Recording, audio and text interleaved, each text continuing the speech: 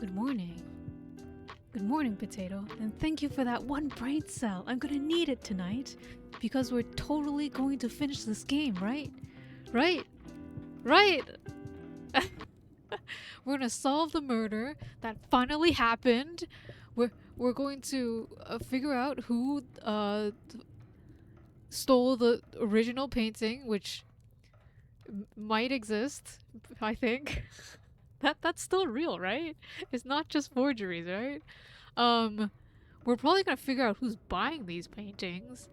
I think more people are actually involved in this murder and fraud than I think, but I'm not thinking, so thank you for that brain cell. I've already used it up. It is smoking and shriveled.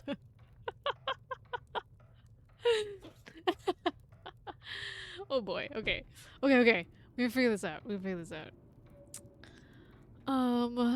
Hastings, do you want to say anything? What do you to need? me? What can I do? No, I Hastings will not doesn't take... want to talk to me. We're at Mr. Christensen, who has disappeared. Hey, it's a snake plant. Mr. Christensen's house, I think. We stole his key. Here's probably his wedding band, which, you know, now that they're probably gonna be divorced, they don't need anymore. The initials of Betty's husband. It's Johann Christensen and Betty Allen. The initials of the owner. Oh, it's her ring. Wait. Did we found this ring, right? Did we give it to him? Or did we give it to Betty Allen? It has obviously been cleaned, as I now make out the inscription. A date, perhaps? Oh, I need to turn it. 1412. So December 14? Is that it? A magnificent ring. Such a personal design shows how much he loved her. What could have gone so wrong? Madame Allen gave her wedding ring back to her husband, after I'd returned it to her just yesterday. Meaning she lied about having seen him last night. Pourquoi? There is more to discuss with Madame Allen. Pourquoi, indeed. Aha. This drawer contains a Norwegian dictionary and a set of keys labeled spare study keys. Oh, this alphabet that I couldn't read in Norwegian. Yes. Is fire gonna be important because there was arson?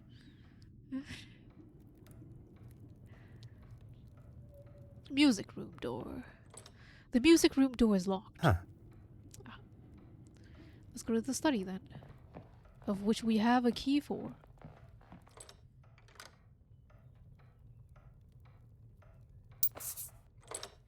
Perhaps the key from the drawer may be of some use. Unlocked. Now we may investigate Monsieur Christensen's study.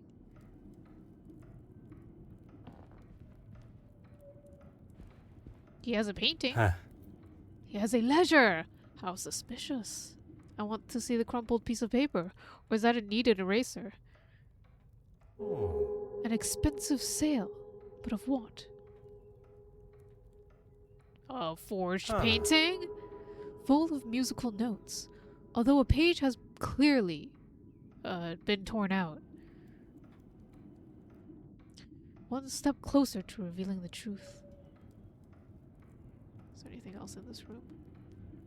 No? Okay. What do you think, Hastings? Any What do thoughts? you need? What can I do? No thoughts. I will not... Excellent. I didn't miss anything. We can fast travel. Okay.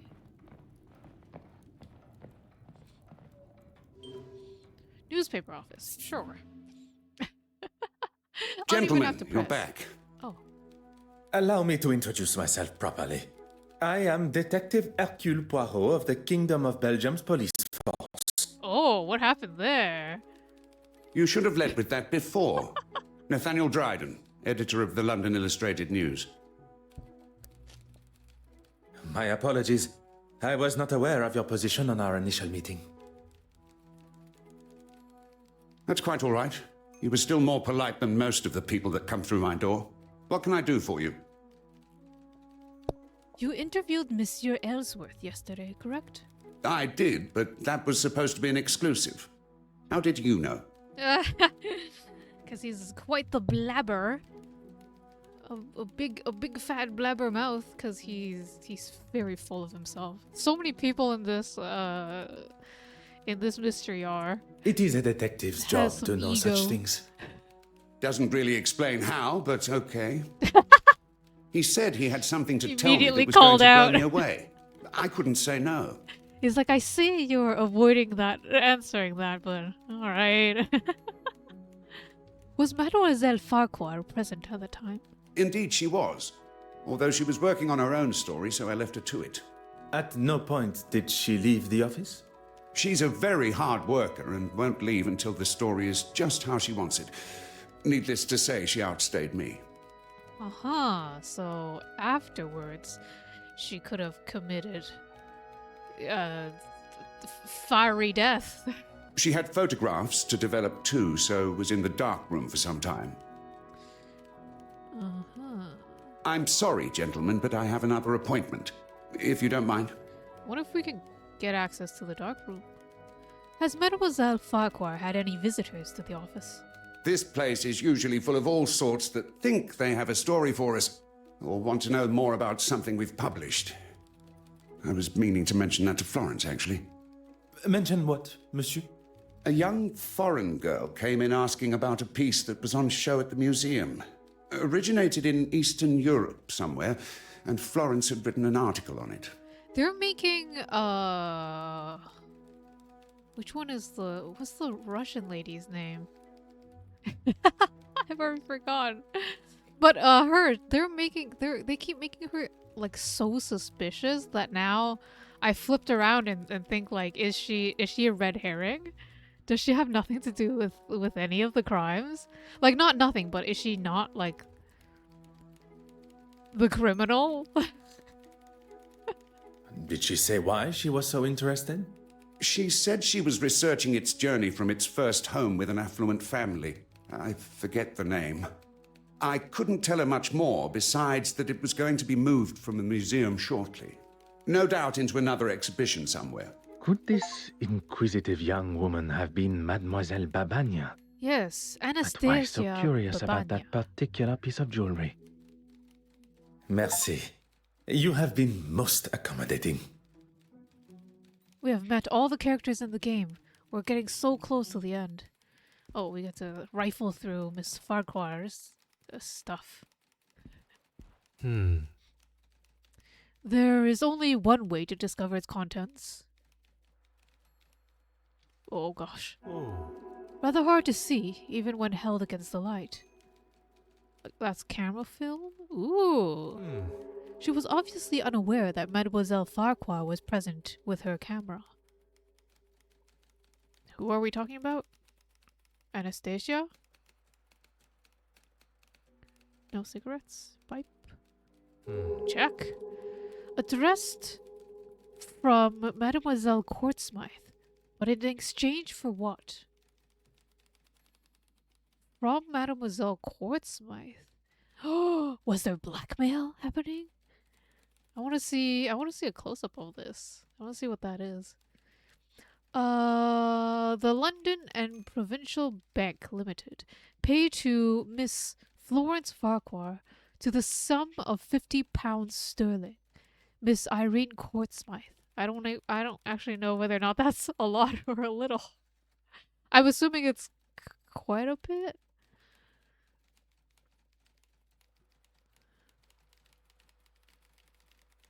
I've checked 3 things. Huh.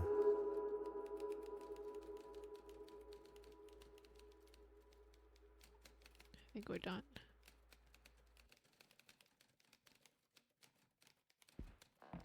I'm thankful my occupation does not keep me trapped in an office on days like today.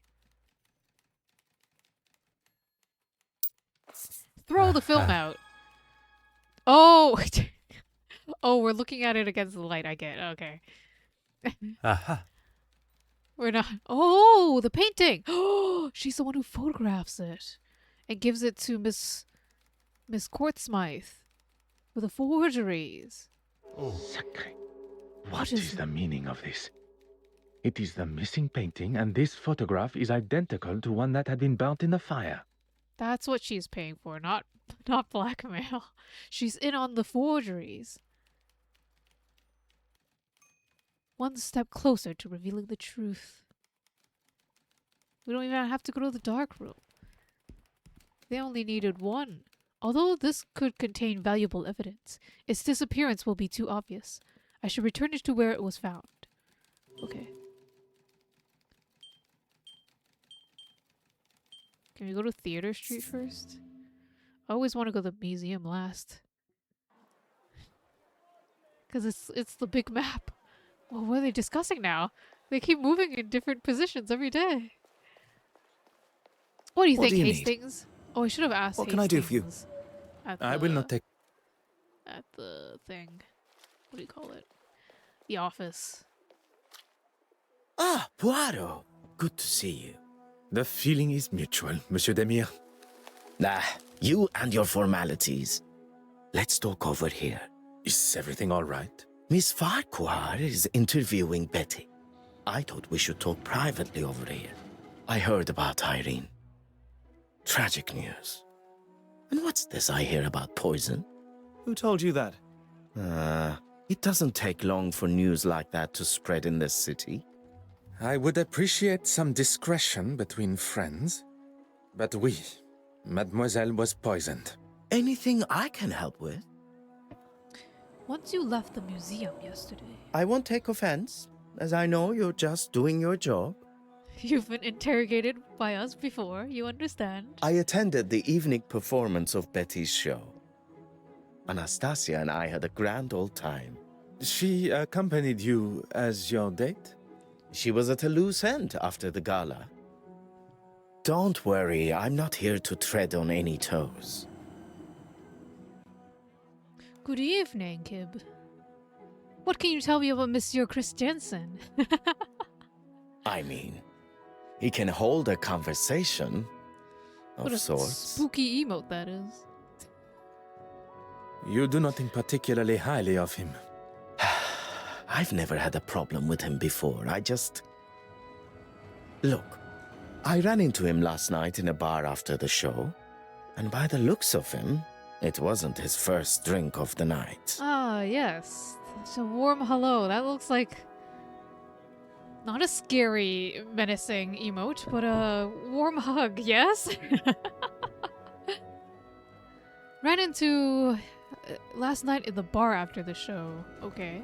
He was trying to sell me a lucrative business opportunity, a way we could both make some quick money. Are you ready to be a detective and solve crime today? Did you take him up on his offer? Because I'm ready. God, no. When Let's finish someone this offers you game. something that sounds too good to be true, it usually is. I might not be able to. It's probably gonna be like 4 or 5 hours. Depending on how badly I can think through these problems. So, okay. After the events at the Van de Bosch house. That was some weekend. You should get him to tell you about it sometime. Bragging is a sign of overconfidence and grandiose behavior. You know, at first I found those kind of replies annoying. But now, charming almost. I shall accept that as both a compliment and a sign of your maturity. Oh, he doesn't even have to move his mouth to say that. If it wasn't for the detective here, I would probably still be wallowing in my own anger and self-pity. You have lived a life many of us have only heard about in stories. A life that we all hope no one will have to live again. I second that. Your family must be proud of the man you have become, as am I. That whole conversation, that last bit was I about will the not take up last any more game. of your time. The previous game. Why are we so far? Oh, why? What the fuck? Okay, whatever. Can we talk to the other people? Can we listen to their interview happening right now? It's a very serious interview with... She doesn't even have to write notes for. I do not mean to interrupt. Then perhaps you should wait until we have finished the interview. Wow, oh my god, wow. Oh. Mademoiselle Farquhar, could I speak with you for a moment? I'm in the middle of an interview. I really must insist.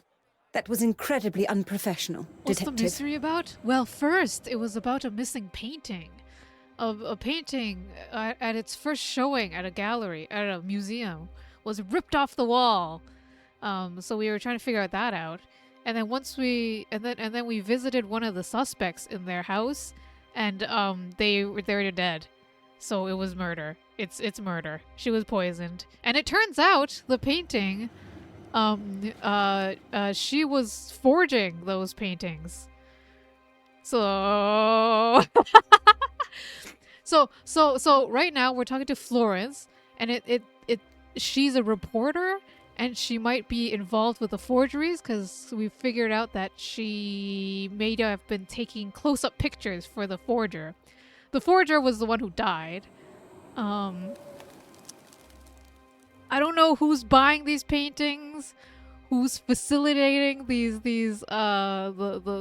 who's facilitating the sales and stuff. But we're gonna figure this out. That's what this whole last bit of the game. You're getting all the juicy bits, Kim. Also, good morning, Gably. It's too cold for me to get pizza. That's what delivery is for. Also, what do you mean it's too cold? Walk out there and get your pizza, Gably. It'll look. The hard journey towards your pizza will make the pizza worth it. If we are to discuss professionalism, perhaps we should talk about your work with Mademoiselle Court Smythe. Court Smythe is the one that died. I think you've got me confused with... Enough, mademoiselle. It is time for the truth. I know that Mademoiselle Court Smythe did not act alone. You don't think I was involved? Please do not feign ignorance, mademoiselle. -31 today. Christ. That's bad. That makes the snow super crunchy. Where did mademoiselle receive her inspiration to make her forgeries? That's when the weather starts getting dangerous. Or not starts getting dangerous. It's when the air hurts your face. Oh, how wonderful. And here I am playing a video game in my heated blanket telling you to go outside and get pizza.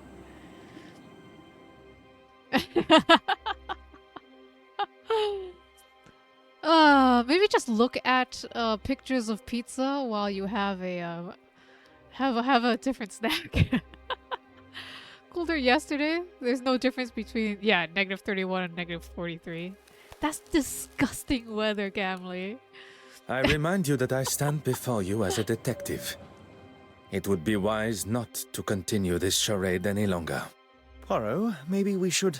Monsieur Hastings, if Mademoiselle Farquhar requires someone to speak in her defense, she can contact a lawyer. That won't be necessary. She asked me to photograph certain pieces of art, that's all. I didn't know what she was doing with them. I swear. Well, now you know, but she's dead now, so it doesn't matter. Why did she choose you? I have no idea. I thought she was just trying to help my career, and I needed it.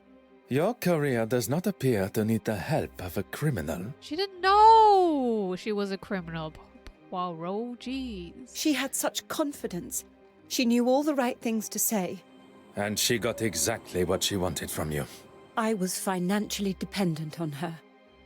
She paid for the lifestyle that I had found myself in, that she pushed me into.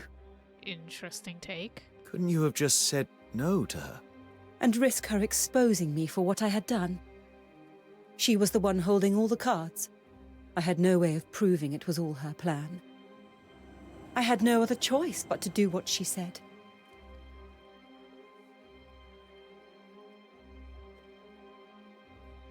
Merci, mademoiselle. That is all for now. Oh no. It's cold enough outside. It's disgusting enough outside to fuck up your house. Oh no. Or your room, I don't know. Oh, we can talk to her because we made I am Florence sorry leave. to have interrupted your interview earlier. Are we really sorry? We're not. By the looks of it, what you were saying was much more exciting. Care to spill? Perhaps we should stick to my questions to you. You have been most I have no questions! That's so funny. It's like, yes, please stick to the questions. Gives me no options for questions. Oh, combination. Ooh. Oh boy. What is the combination?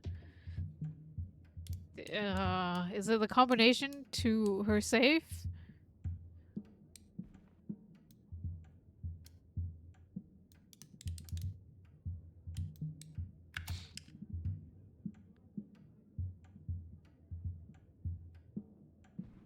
Is it her birthday? Is it? Oh no! Wait! The ring! What was it? 1412? Okay, I'll try 1412. 1, 4, 1, 2. Bam, baby! Oh god! Oh my gosh! Oh, my brain cell has been used. It's so good. Order and method prevail yet again. A torn piece of paper. Fire. Oh, let me write this down. Because this is a combination with Norwegian language, isn't it? So the first one is 4, 2, ire, n. This surely cannot be English. If it is, it's been written by someone that hasn't Where the quite fuck are you? grasped the English language yet. Hastings? Fire to Irene. Some kind of Oh. instruction to commit arson. Fire to Irene. That's interesting. It seems too obvious, but that does not mean it is wrong. I feel so good right now, Kim. You don't understand. That was. My brain feels extra big. My ego has been boosted. My beloved, as much as it pains me to be so far from you, your words are enough to at least give me some comfort.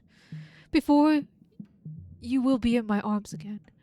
I spoke with my father. He couldn't be happier of us, and we have his blessing.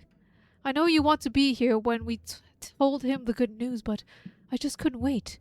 I have everything crossed for you tonight. Not that you need it. Break a leg. Minskat. Clem. Oh, is Johan Norwegian? I would not have expected to see such heartfelt words from Monsieur Christiansen, even to his wife. Alright, we need the number for the safe, I think.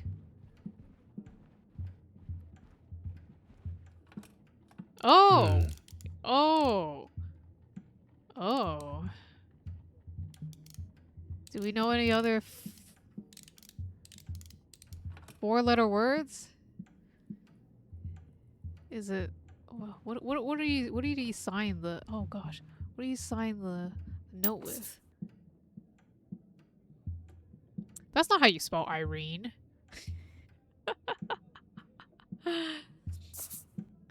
Okay. We need a four-letter word. We also need to put something with four.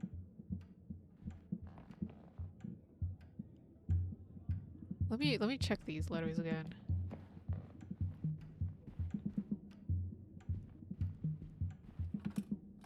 Huh. Alright. Do you usually play these types of games? I last oh gosh. Oh my gosh. The last game I finished was Metaphor. So I also play that. I enjoy point and click adventure games. I enjoy visual novels. I started Final Fantasy 15. No. Yes. And then I gave up for a bit because I don't want to play action games right now. I just want to chill. So that's why I'm playing point click adventure. Usually more story heavy games. That's why. I'll get back to 15 some other time, okay?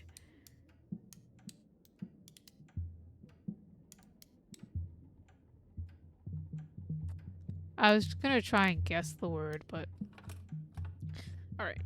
But the boys, I know. My friend says I have to watch like 5 short videos before the anime bit before I continue. I just want to relax. Be a little stupid. What do you think, Hastings? What do you need? What can I do for you? I will. Let's head to the museum. Or yes, because right now we don't have anywhere to put 4 numbers anyway.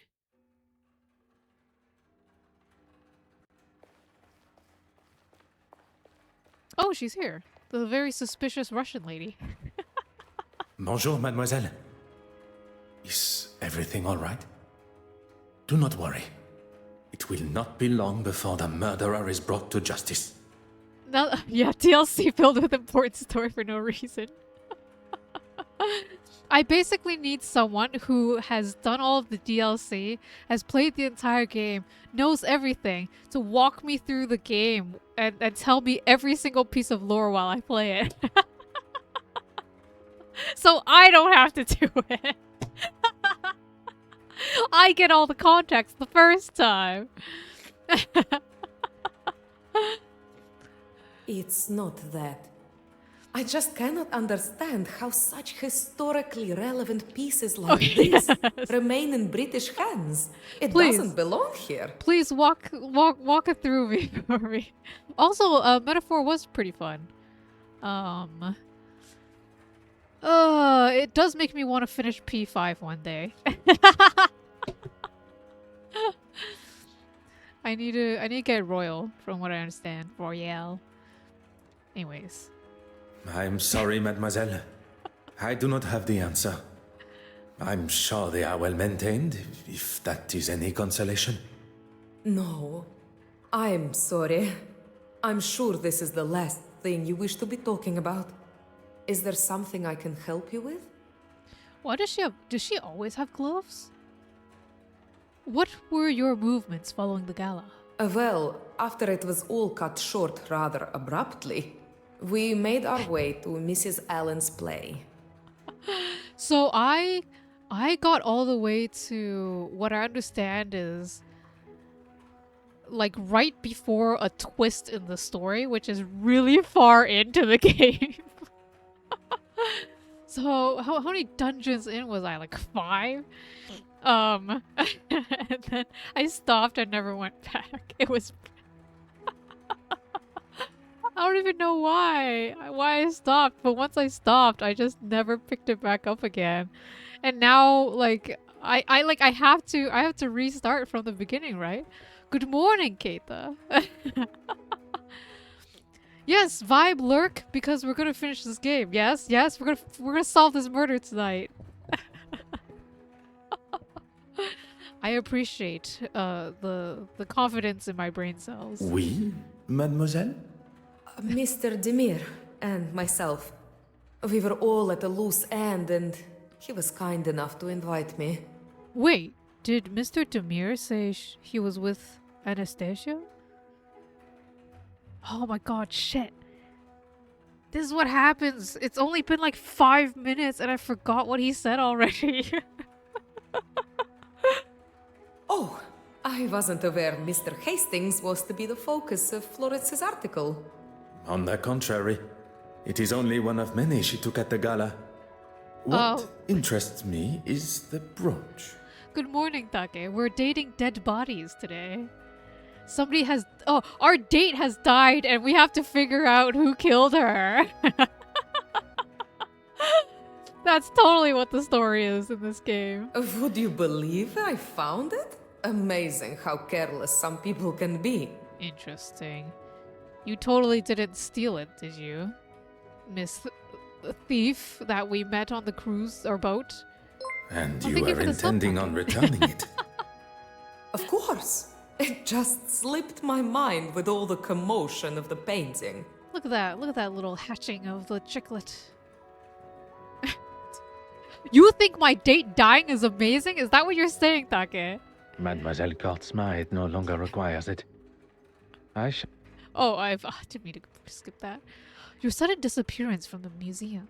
Yes, and it was something that I wanted to speak with you about, actually.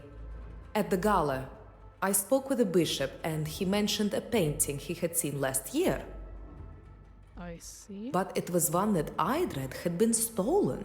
He couldn't have seen it when he said, unless... Well, it didn't sit well with me. So when Evelyn escorted you both to the restoration room and he left, I followed him. You should not have taken matters into your own hands. I stayed well back, and the bishop is hardly the most threatening. I followed him into his church, but he was gone. I looked everywhere, but he was nowhere to be seen. It was like he just evaporated. Ooh, hidden rooms in the church? He is a man of God, not a magician. I don't know what to say. He wasn't there. I decided to wait outside, but when he eventually left, he had a wrapped package under his arm. You know, this story had a really freaking slow start. And it's only after, like, somebody died. That's when it gets exciting.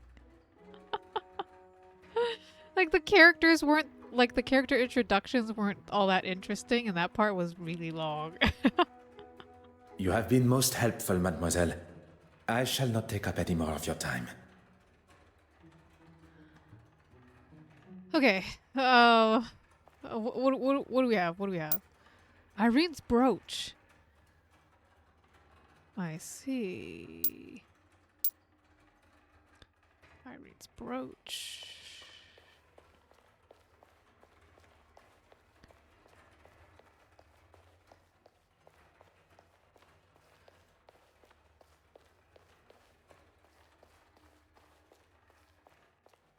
Is there no one else to talk to?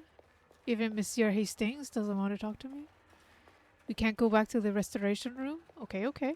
Oh my gosh, please do not spin in this. Please do not spin. The armor in the back is fine. Oh,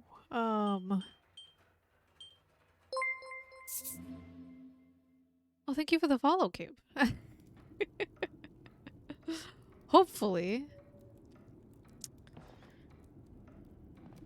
What do you need? With the power of your follow, I can have more brain cells. What can I do for... I would... Oh, because I'm stuck now. What do I do? Okay, okay. Huh. Oh, okay. I didn't see this. I have seen the brand of cigarettes somewhere. Where? Where have I seen the brand of cigarettes? Is it from Florence? Johanna has been drinking heavily. Drinking such considerable amount of alcohol is good for no one, whatever the circumstance. That's just 1.5 bottles. It's not that much. Right? Alright, let's figure out the letter numbers. It's a 4... 4... 2...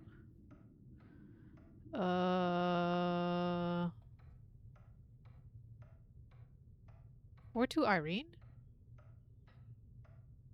Wait, so does that mean... Well, there's no ire, but there is N. N is 1.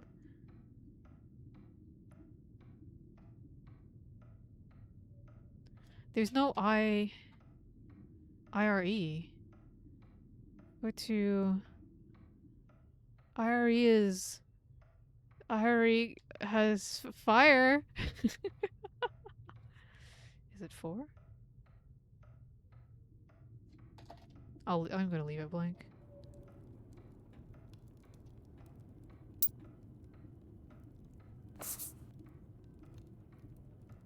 Yeah. Oh.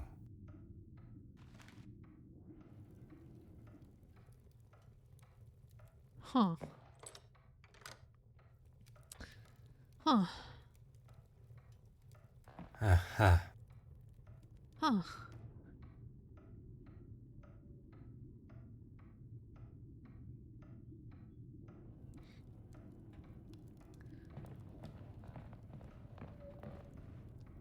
To make sure I haven't missed anything.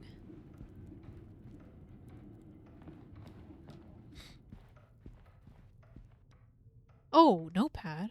What do you mean I can use the notepad? Oh! Wait. So what the fuck do I use?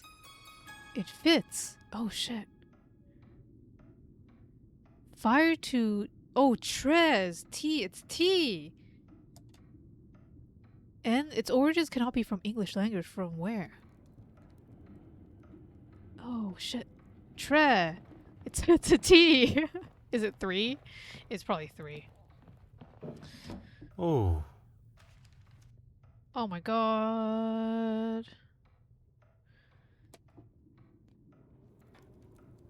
Solving mysteries.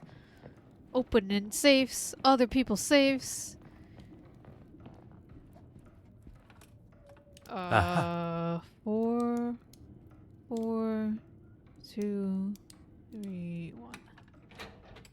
Voila!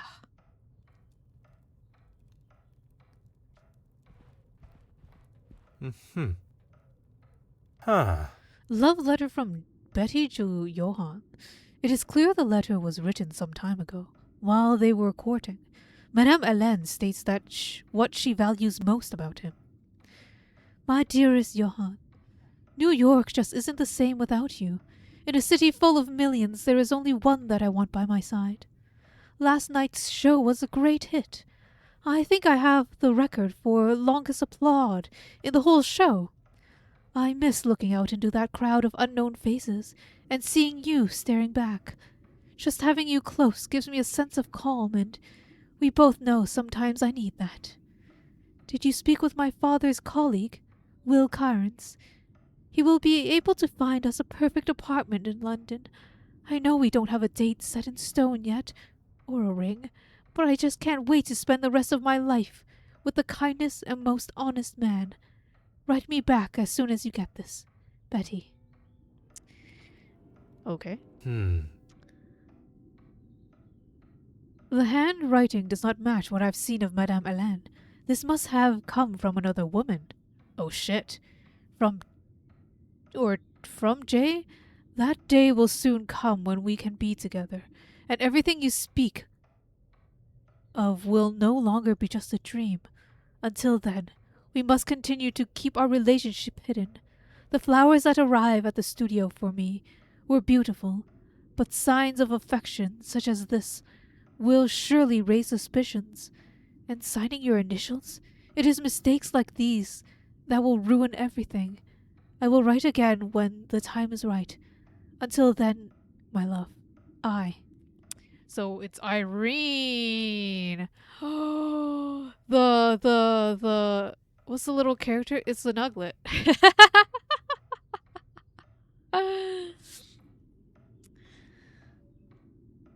This character is the mascot. It's you. It's a Nuglet. It's my viewers. It's my fans. It's my little Nuglets watching me stream.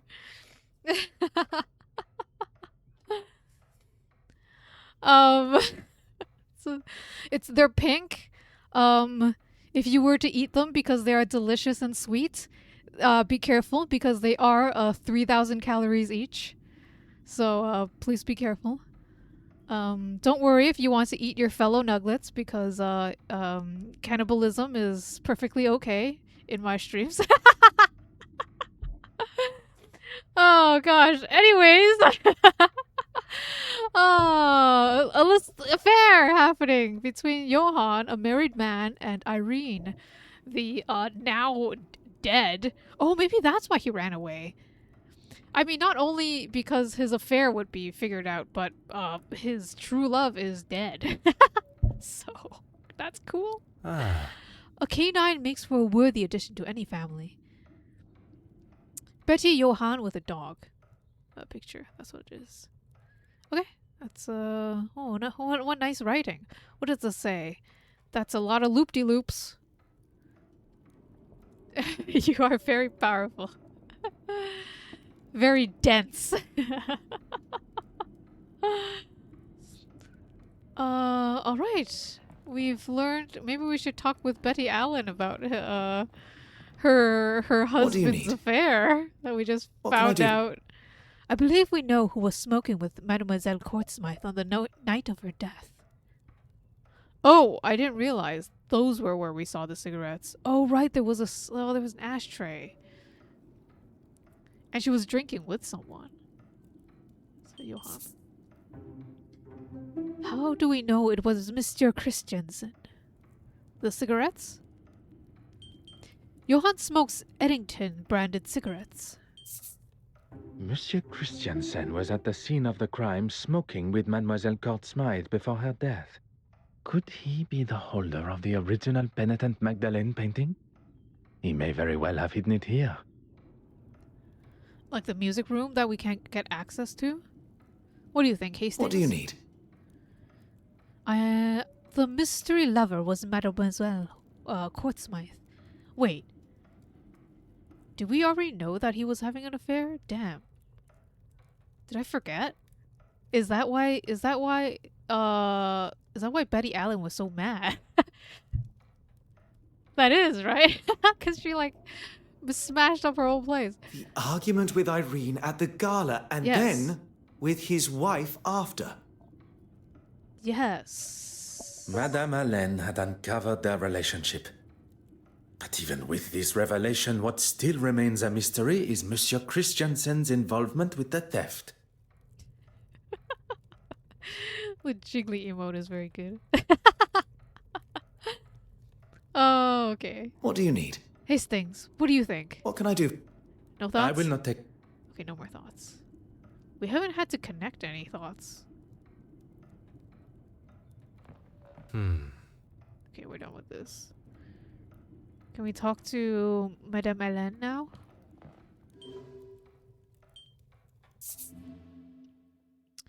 We're like, we know your husband had an affair. What do you make of that? Gossip. Drama. You're just full of questions, aren't you? Yeah. I understand you and your husband own a dog. Well, that's... Yep, we're here to talk about your dog. Own? You don't just own an animal detective. He's part of our family. Where is he? Pardon. And his name? Enoch. And Enoch. I ask you the question, what's he got to do with anything?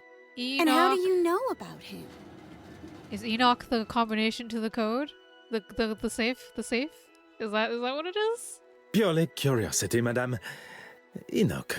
A splendid name for a most handsome dog. Is that why you repeated that name twice? And it was Game? your husband that mentioned him at the gala. It means faithful in Norwegian. It was Johann's idea. She sounds extra bitter when she says that. She's like, this dog was faithful. Unlike him. Oh god. You have been most helpful. Okay. It's time to sneak into her dressing room again. Open up all her safes.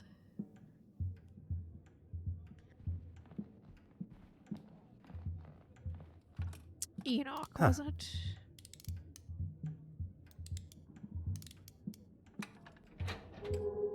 The safe is now unlocked. It contains jewelry and money, as well as Monsieur Christiansen's spare keys. Music key? Loose key. Another key presumably unlock a door, apartment. Which one? Okay. Yes. Perfect. Perfect. This part of the game is so straightforward compared to the last part where I was so confused. Where I was lost. Ian's brain cells were on fire. It is totally because I didn't. Oh fuck, I didn't mean to go to the museum. It's because I didn't turn the camera.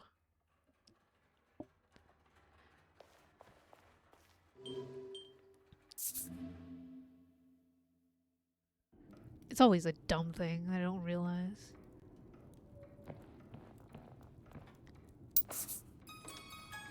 Yay, new room! Oh. Perhaps the keys from the safe may be of some use. Now to search to the Monsieur Christensen's music room. Oh my gosh, it's one of those cabinets with the slidey doors, with the cool slidey doors. These ones. They're like they scroll back. It's very cool. If you've seen it before. There must be something that fits into this hole.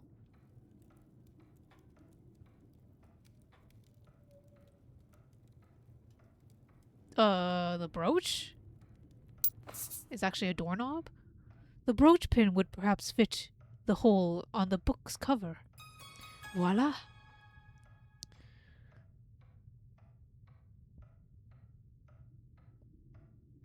She did. Oh no! What the fuck?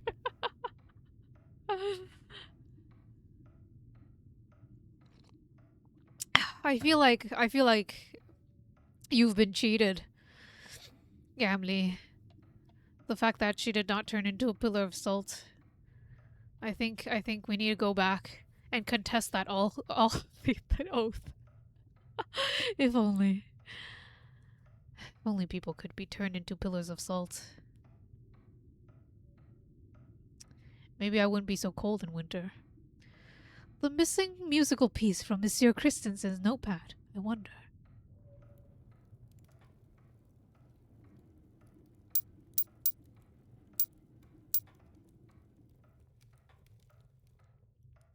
There must be something that fits in this hole. Not.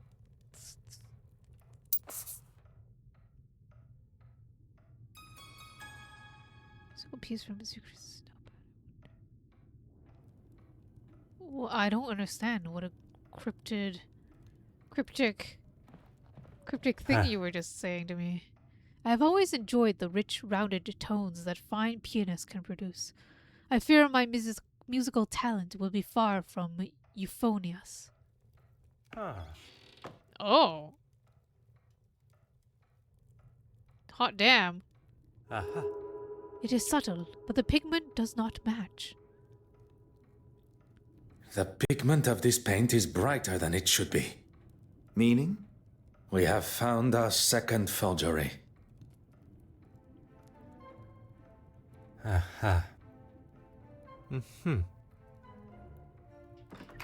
Poirot, the door. Was Johann in charge of selling the forgeries? What are you doing in?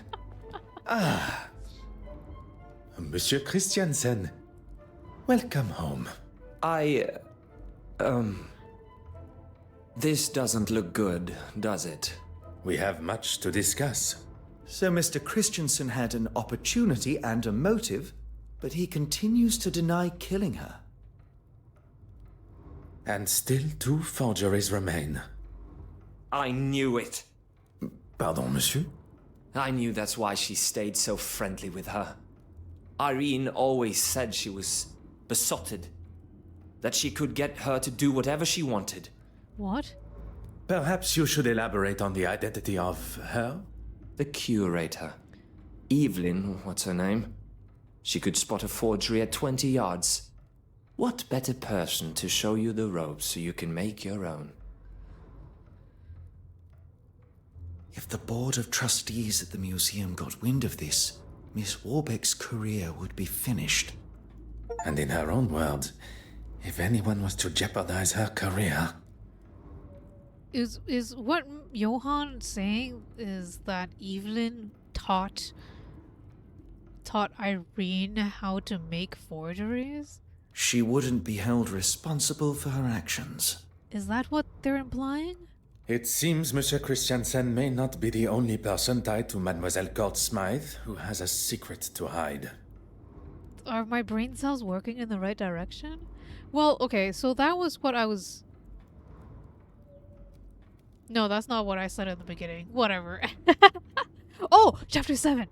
We're getting towards the end! Madame Hélène has confirmed the surprise appearance of her husband during the intermission of her show. And as expected, she... Monsieur Hastings, there is something troubling you? If I may speak freely. You do not have to ask my permission. This is all very overwhelming. We seem to be taking one step forward and 2 steps back. I can understand your confusion, but you cannot allow it to consume you and your emotions to take charge. Easier said than done. I just... Oui, monsieur? Must you be so hard on her? I presume you refer to Mademoiselle Farquhar. You talk about emotions not taking charge. She is a suspect in a murder investigation, not a guest at afternoon tea. If Mademoiselle Farquhar is more important than discovering the truth and finding justice... I would have thought you would know better of me by now. I'm sorry, but I don't agree with how you spoke to her. When it is your investigation, you will have the authority to conduct your questioning how you see fit. What do you call her? I literally do not remember. Oh, my memory lasts like 30 seconds.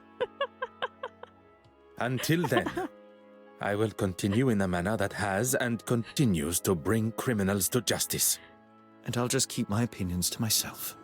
Let us focus on the case. What do we know about Mademoiselle Warbeck's relationship with the deceased? Let's just pretend it was a mean name, like he called her a skank.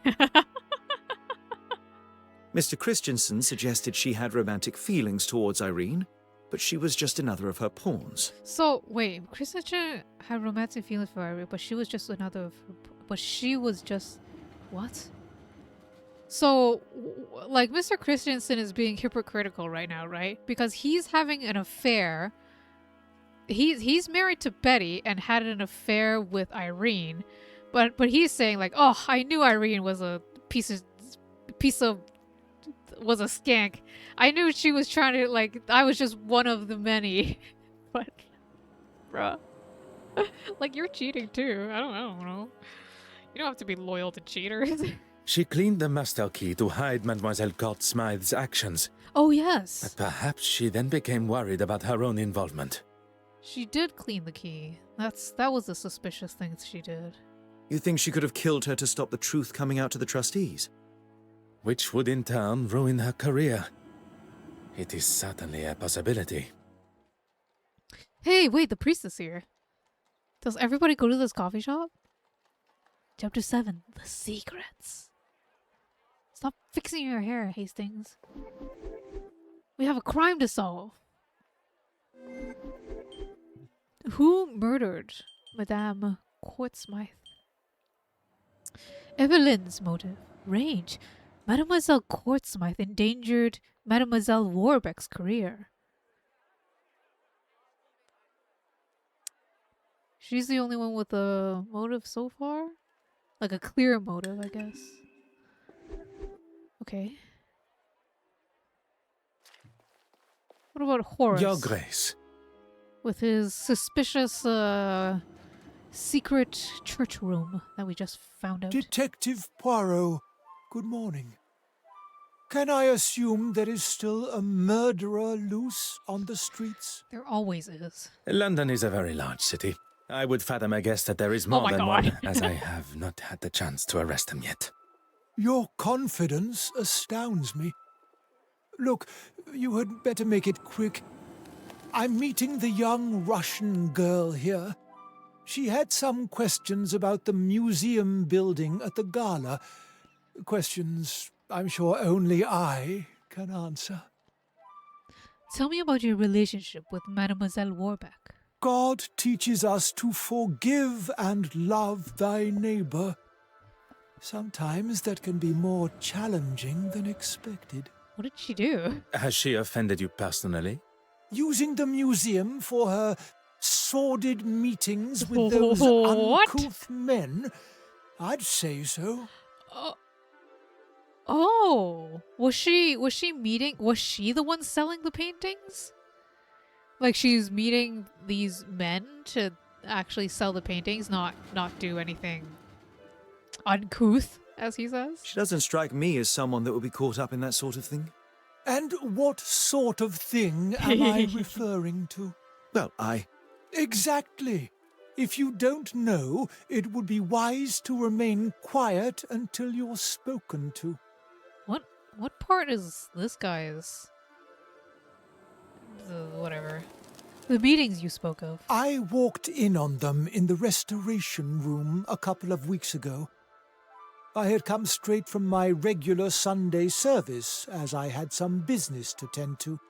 I opened the door and saw them all sitting there, scheming and planning. You are not aware of what they were meeting about? Yes, Arthur is the tall, handsome one. And Poirot is the one with the egg-headed brain. Do you need to wash your ears out? I just told you what they were up to. Scheming and planning. I could see she had the financial books out. Why would she need them? I'm not even privy to those. Oh, wait, you're not privy to financial books? And when she saw me, they stopped talking immediately. Surely that is a sign of their guilt? Or it's a sign that it's a private conversation that you walked into. But this is a murder mystery, so yes, they're absolutely Merci, guilty. Your Grace. What first appeared to be black market dealings by Mademoiselle Quartzmythe alone now appears to be far more lucrative and expanded operation. The priority is speaking with Mademoiselle Warbeck. Okay, let us speak with Mademoiselle Warbeck. Mademoiselle Warbeck's actions have been noticeably suspicious of late. Monsieur Hastings and I should determine the reasons behind such behavior. Oh gosh, there's a lot. Okay. Evelyn met with strange, uncouth men, according to Bishop Mountjoy. Is withholding financial information from Horace. Irene forged Magdalene painting. From the evidence found in Mademoiselle Quartzmythe's flat, we could conclude that she made multiple forgeries of the Penitent Magdalene. Irene's cash book. Record details of Mademoiselle Quartzmythe's cash and bank transactions. And there were 3 forgeries, right? In Mademoiselle Quartzmythe's flat, there was paintings copied from a book of the art of Percy Blackford. Oh gosh, there's something else about paintings. Another painting? Bishop Mountjoy believes he walked into a secret meeting, but why would she keep it from him?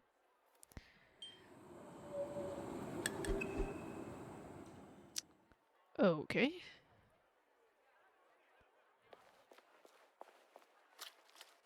Wait, just making sure. Do you have anything else to say? Go on, then. Ah, yes. Does your conflict with Mademoiselle Warbeck not affect the museum? You make it sound as though it is I that has a problem with her. Forgive me, have I misinterpreted? If you cannot even understand what I have to say, how will you ever understand what Jesus and his Father in heaven require of you? Why'd you suddenly insert Jesus? That is perhaps a matter best discussed at a later time. What I wish to know now is about you and Mademoiselle Warbeck. This father is the most insufferable man. There is no need to lose one's temper, Detective. The Lord tells us... Your Grace, please. A lesson for another time. Let's just say that I certainly wouldn't have given that common thief an exhibition. Especially now. Oh? Common thief? Merci, Your Grace. What are you talking? What are you talking? Why Go stop? on, then. Merci. What this game is missing is scrolling back on the conversation. Sometimes words enter the brain, but they do not produce thoughts.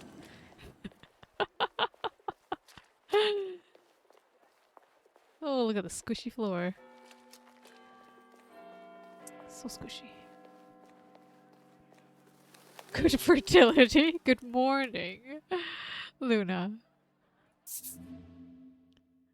Unfortunately, I do not know what eggs are being had. Do the British not say that? I don't know. Mademoiselle Warbeck, if you have a moment. Unfortunately, we're reducing the amount of characters right now, okay? There's murder. I'm actually rather busy. Is there any chance you could come back later? I would have thought recovering your painting and identifying a murderer would be at the top of your priority list. I'm sorry. It's just been so hectic here. I can spare 5 minutes. Is it hectic because you're selling forgeries? Would you allow me to see the museum's financial books? Is it necessary? You do not wish to impede my investigation?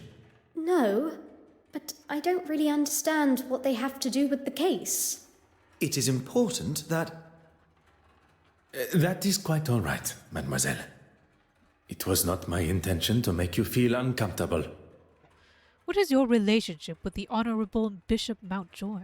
Honorable? That's a good one. Oh shit, they hate each other. I get the sense you two spend your time butting faces. Well, good morning, Annie. Hello. Good morning, the Raiders of Annie. Oh, wait, I can do shoutouts. Wait.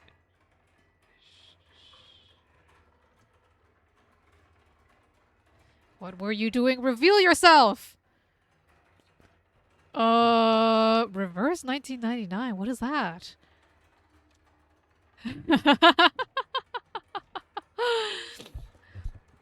We're solving murders right now, Annie. We're using up all of my brain cells, of which there are 2 currently.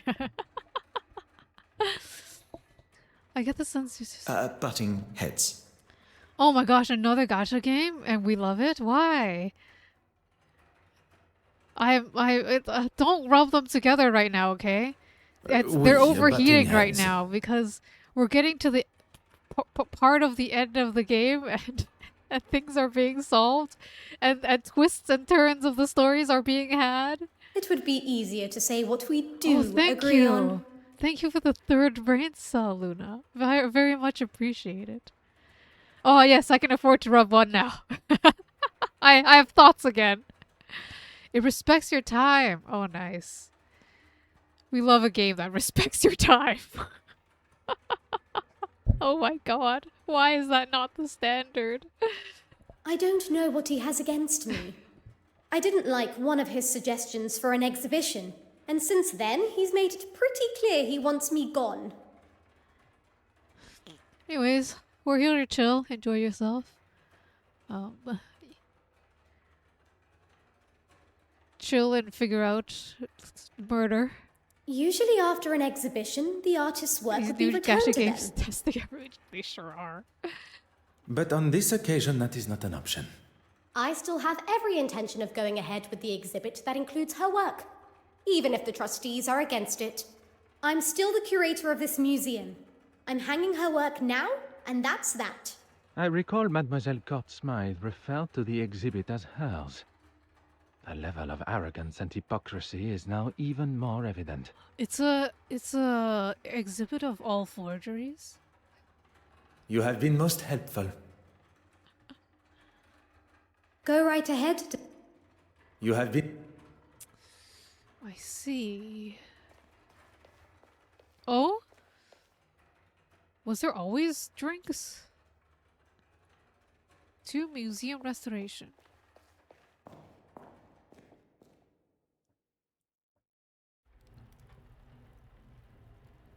Any thoughts, Hastings? Do you have any brain cells? Oh, sorry. It's a minute to consider. Oh, they didn't want to speak. That's okay.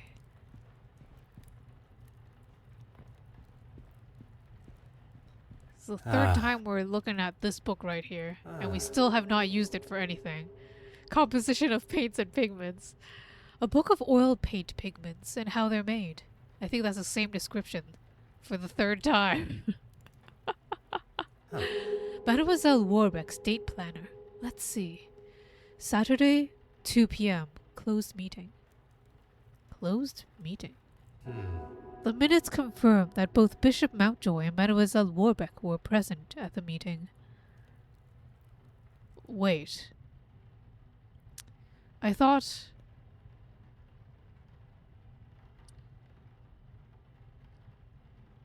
Oh, I have no thoughts. Never mind.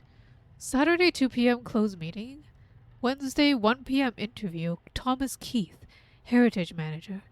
Thursday, delivery of William Marshall armor.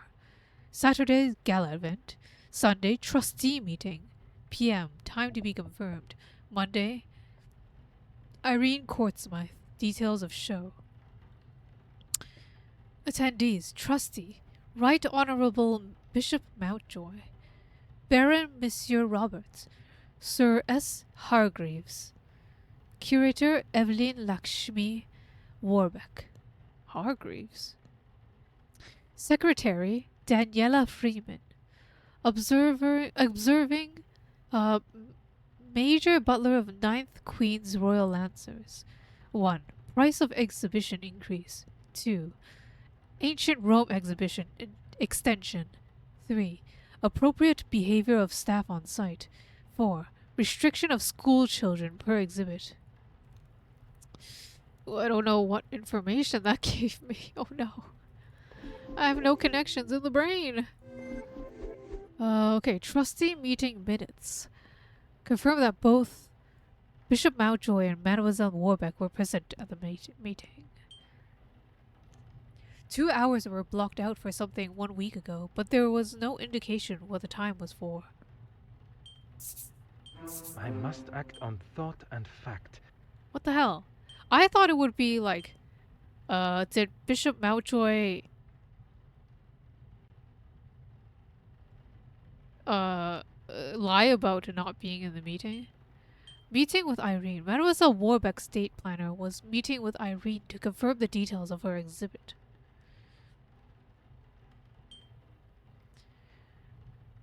Irene copying Percy Blackford's work. Is that what the meeting was about? Think No? on what has already... Evelyn's withholding financial information from Horace. The evidence suggests something. Okay, just tell me. What?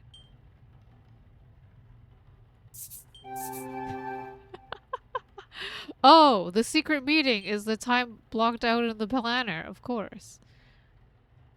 Is the meeting with the uncouth men. Is that what it says? Can I check it again?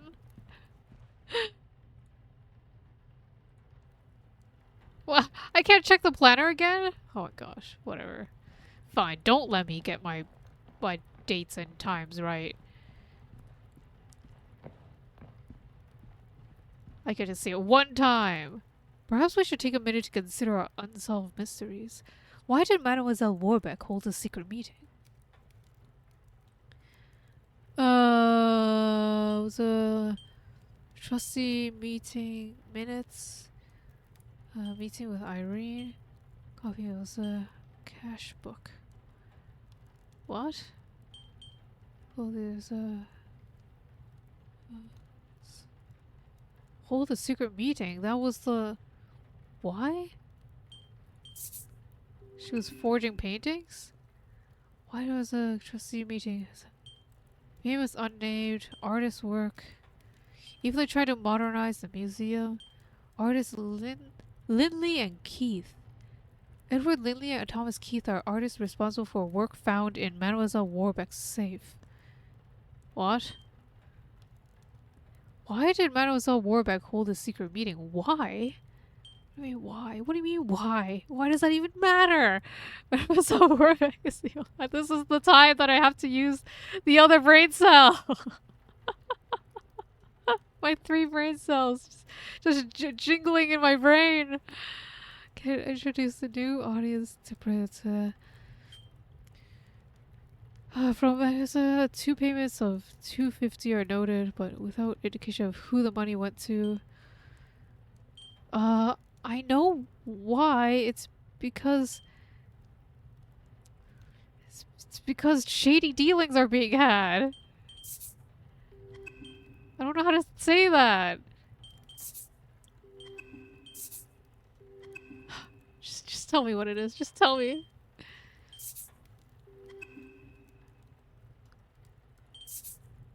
Bishop Mountjoy was quite adamant Mademoiselle Warbeck's meeting was something untoward. Although I believe anything she does, he will likely look upon negatively. Oh, he didn't want to modernize the gallery, but he's a trustee. That's why it was a secret meeting? Is that why? Oh my god, I should have figured out that the bishop is just a mean piece of shit. Maraca, whatever you are. I wish it was a maraca. That meant I had more brain cells than I actually have. No, it just sounds like... you know, like a Ramonade bottle? There's only one bead. Wait, that doesn't really make any sounds, does it? Actually, I don't know. To have a young woman undermine him in front of the other trustees would have been the ultimate insult. There's only one bean in this brain. He allows his personal feelings to accentuate his cynical side, instead of allowing facts and evidence to show the truth, as one should. Thank you very much for that brain cell. I've got 4 of them jingling in there now. I can make it to the end of this game. I think there's only 2 chapters. It's okay. Mademoiselle Warbeck was doing nothing detrimental to the museum. In fact, quite the opposite with her attempt to modernize it. Likely against the old-fashioned trustees' opinions. Yes. That's what I said. Well, I mean, after you told me exactly what it is. Yes, he's an old-fashioned trustee, so she had to hold secret meetings to modernize the museum. I understand now. Although Bishop Mountjoy was quite adamant that Mademoiselle Warbeck was up to something underhanded, it is clear she is not, and far from being involved in the black market. So why was she... Why with the Irene and the forged paintings, then?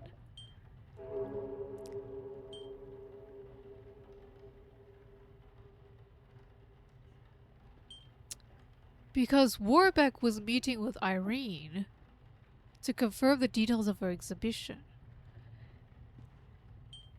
Irene was copying Percy Blackford's work. Was Irene just really good at forgeries that Evelyn did not understand? Like, I mean, not understand. Evelyn didn't find out that there were forgeries? No, I don't think so. Why are you glowing? Don't glow. Or maybe, like, that's what she wanted to talk to Irene about. Like, she was friends with Irene, and she didn't want to just, like, out her. So she was like, I'm gonna have a meeting with Irene and tell her that, like, you're kind of fucking me over with this exhibition that's all forgeries.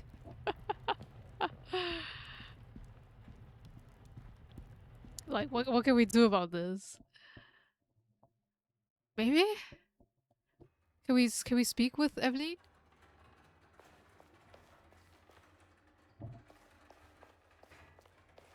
Go right ahead, detective. The meetings you arrange without the trustee's knowledge. I wonder who you've been talking to. What did he tell you? That I've been up to no good? Not in so many words. I was meeting with artists for a new exhibition. He has no idea what he is talking about when it comes to art. Or really anything for that fact. He can't see the future. The new wave that will change the art world forever. As well as the uncouth gentleman you met, he also mentioned the financial books. Uncouth? Anyone not wearing full priest robes is uncouth to him. I wouldn't show Horace the finances because it has nothing to do with him. and he's simply looking for any excuse to have me fired. Nothing more. Tell me about Bishop Mountjoy's relationship with Mademoiselle Courtsmith. Well, considering he didn't want her work anywhere near the museum, I wouldn't have said they had one at all. Then the next thing I heard was that he had commissioned her to do some pieces for his church. Interesting. I didn't know anything about it until Irene told me. Do you know what he had commissioned her to paint? No idea, I'm afraid. She was sworn to secrecy. You have been most helpful. Interesting. Yeah, so what did the bishop want with Irene and the paintings? Because he had a whole fuck ton of paintings in his church. He was also painting. So did he just want to learn to paint? But he didn't want to admit it. So he was like, "Oh, I wanted to commission some paintings from you," and then he's like copying the paintings. Well, like as an art exercise. Go on, then. I understand you've had paintings commissioned. You'll have to be more specific than that, Detective. The paintings produced by Mademoiselle Courtsmith's brush. Oh, yes. Well, I thought it was necessary if she was to feature in the museum. You couldn't just use her other pieces as reference? I suppose I could have, but I don't actually see why it is any concern of yours. It is not as though I kept it anyway. I wasn't happy with it clogging up my bin, let alone my museum. What? Wait, what? What? Merci, Your Grace. What first appeared to be black market dealings by Mademoiselle Courtsmith alone now appears to be far more lucrative and expanded operation. That's what you said last time. I don't understand what he said just now. Bishop Mountjoy's vocal distrust of Mademoiselle Warbeck may have been nothing more than a distraction from his own immoral activities. Perhaps we should focus our attention towards him.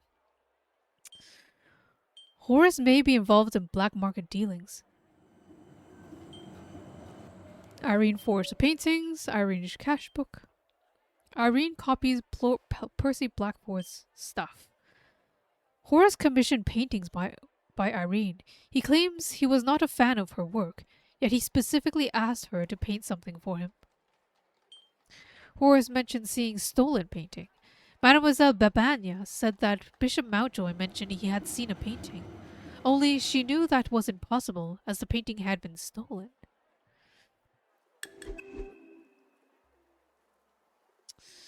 Okay.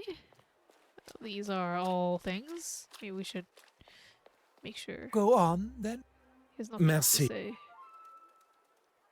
Hastings also has nothing else to say. Let's... Who else wants to talk to us? Why is this road so long? So unnecessarily long.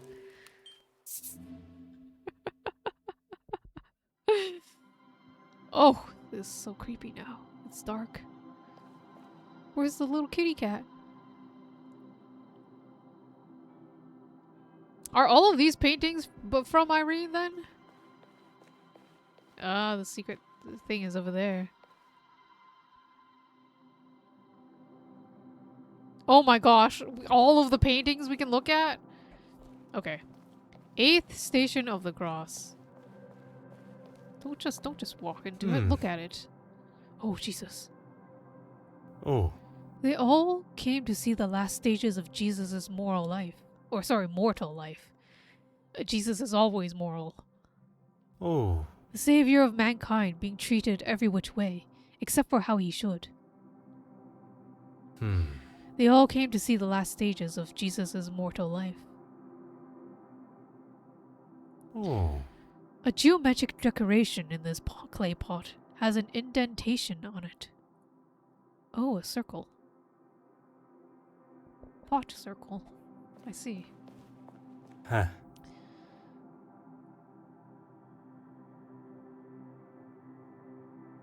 Oh. My opinion has not changed. It looks a most uncomfortable seat. We can see that there is a room behind this. There's a hole right there. Ah. A hole in the panel where Bartholomew hid previously. With some effort, I could reach in. What's this? A hexagonal metal tube. I shall hold on to this until I can make sense of its purpose.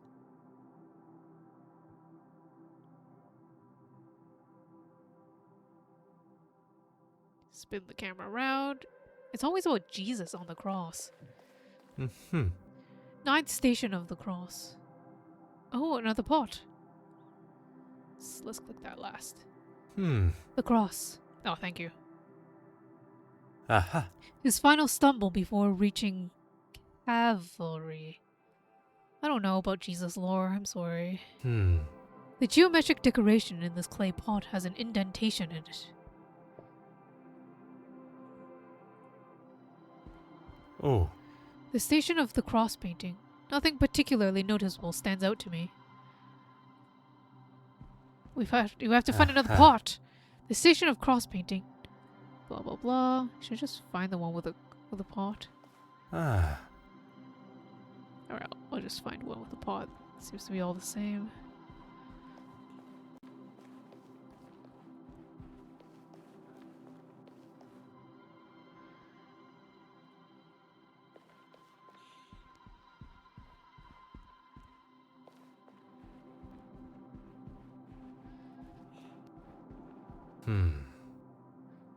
Oh, I thought the thing at his waist, maybe.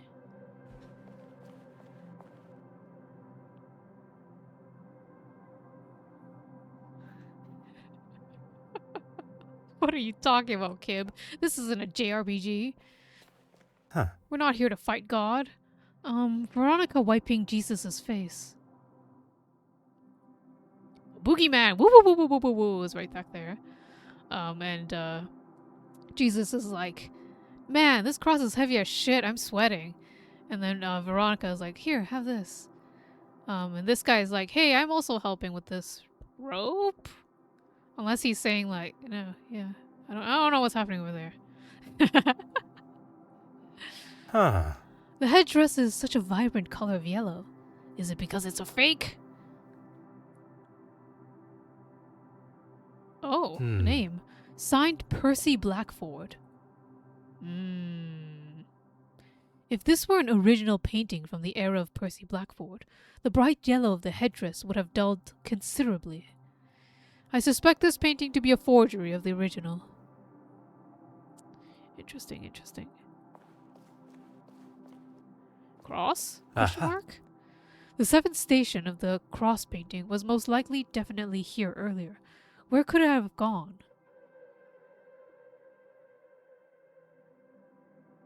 Is this like... It's not the cross? It's like an easel type thing?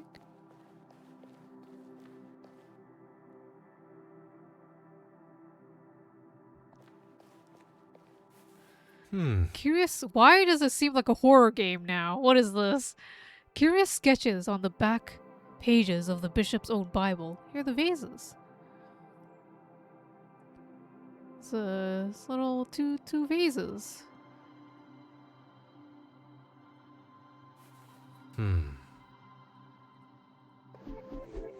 Whoops, I didn't mean to click twice. My bad.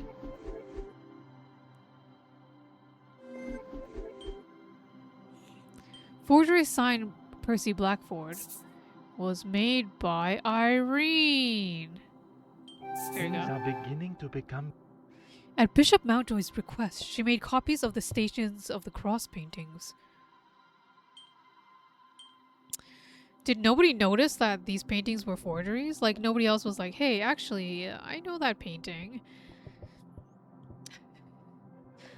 But maybe nobody wanted to say anything because it's church. They're like, no, church can't be wrong. Church is never wrong. Irene forged Station of the Cross painting. At Bishop Mountjoy's request, she made copies of the stations of the cross paintings. I should consider this. Oh, it's this one. What a revelation. Why would he request copies of paintings his church already has hanging on its wall? Why would he request that? because it involves in black I market should dealings. not be surprised by my own skills of deduction. Oh my god, my little grey cells. Bishop Mountjoy is replacing original artworks from the church with Mademoiselle Quartzmite's forgeries, then selling the originals.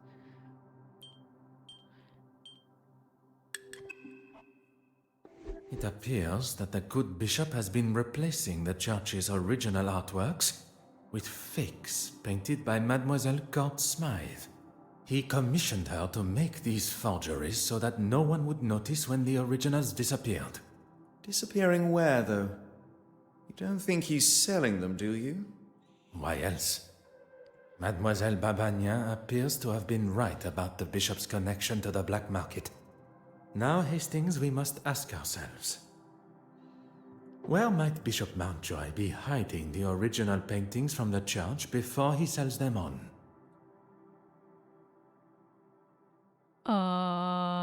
The confessional. We must gain access to the space behind the confessional.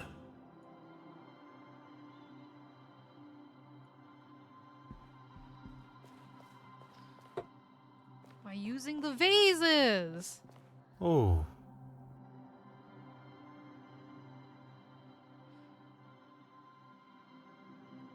Oh.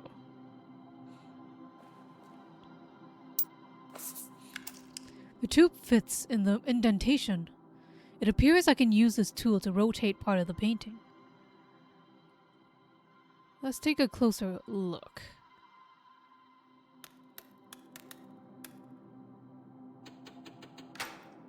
Nothing happened.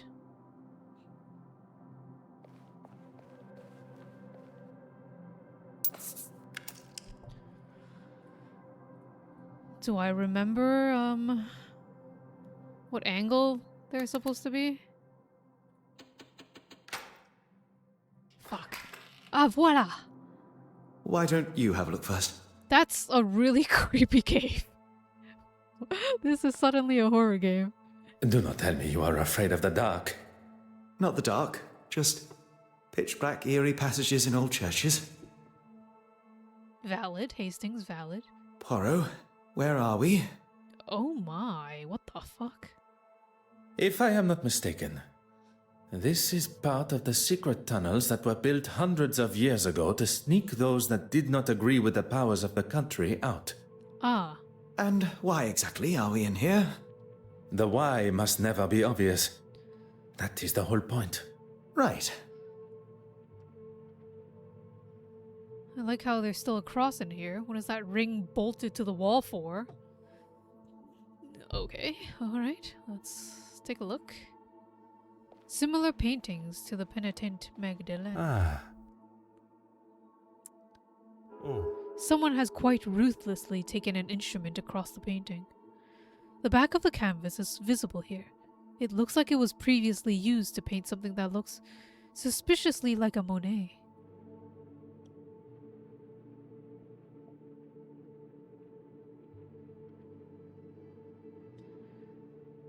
Ah. In every way, this looks like it could be the original. It's a very We have good our forgery. third forgery. There is evidence of a much more modern painting on the back of the canvas. Thank goodness. Don't know how I would explain finding the original in such a state. Bishop Mountjoy must have discovered the painting that he received from Mademoiselle Smythe was one of her forgeries. And lashed out. Now it makes sense. He's been using this room to store his own private art collection. I can picture him sitting here smug as anything, surrounded by stolen paintings.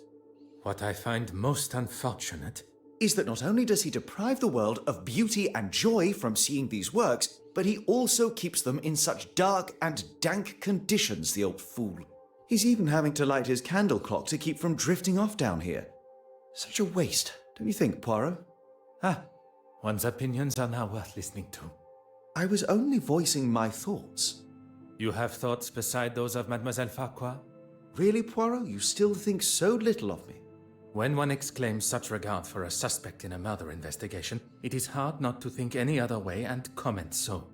You may not be so accustomed to the idea of showing, or at least having, some form of empathy for our fellow man. There is a difference between empathy and lust. And there is a difference between commenting and being rude and obnoxious. I was not expecting Monsieur Hastings to be so sensitive on the matter. Perhaps this conversation is best saved for when we are not trapped together. Oh my goodness, Hastings. Is that... have you already started dating? Is that why you're so mad? Also, what is this candle clock he was talking about? What was that? Oh, just the bishop's candle clock. I don't know about you, but I've had enough of this place. Let's get out of here. What are you doing, Poirot? S'il vous plaît, un moment. The bishop's candle clock has forced me to question everything of the murder scene that I previously thought I knew. We must return to Mademoiselle Court-Smythe's apartment. Oh, he was the one who lit up the apartment with a candle clock? Perhaps that is a job best left for you, by yourself. Do I play any of the Ace Attorney games? I played when they were on the DS. I do want to play the ones on the BZ sometime, maybe. I would be very... Oh my goodness, I remember saves coming so much because I suck. Good morning, Ikaru. Are you ready to solve crime? I think we can finish this game today or tonight. Maybe like another hour at most if I stop talking.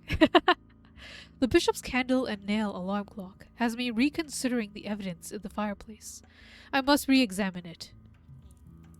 Alright, let's get to the fireplace. I can't believe it's still smoking. There should not be embers here. It's been a whole day, and this is a fire hazard. Huh. Candle? Something about the candles melting now feels odd to me. Other candle? The sibling of the missing candle. I believe it to have survived due to its distance from the scorch marks, but now I am not so sure.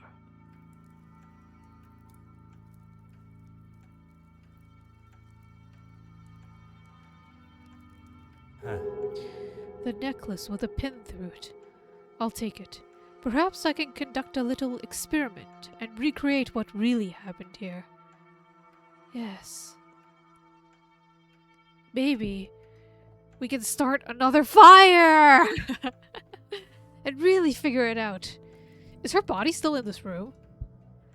With Bishop Mountjoy's candle alarm clock in mind, I must conduct a small experiment. No, she's gone. The body was right here. This music suddenly got really creepy.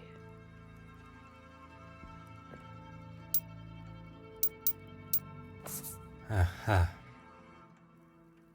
need a candle, don't I?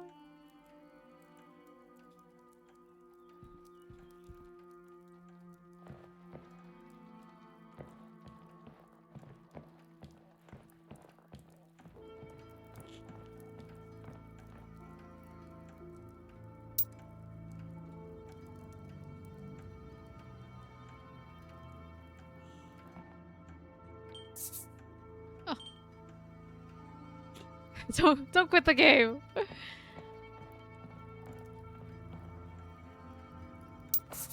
Oh. Huh. With Bishop Mountjoy's candle alarm clock in mind, I must conduct a small experiment. What do you want me to do, man? I don't have any more items. You didn't grab the candle for me to experiment.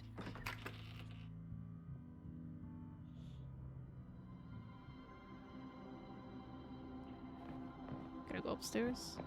Can I go downstairs? Can I leave?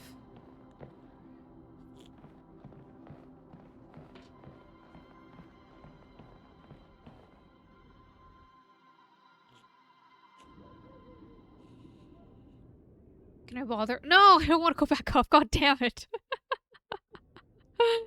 This game does not have the nice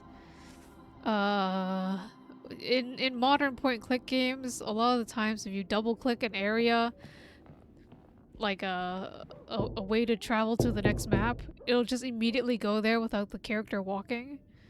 There's no need to be upset, my canine friend. There's no barking. I'm sure your owner will return soon. Oh.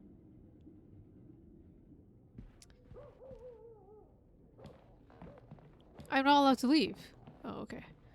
What the fuck am I supposed to do?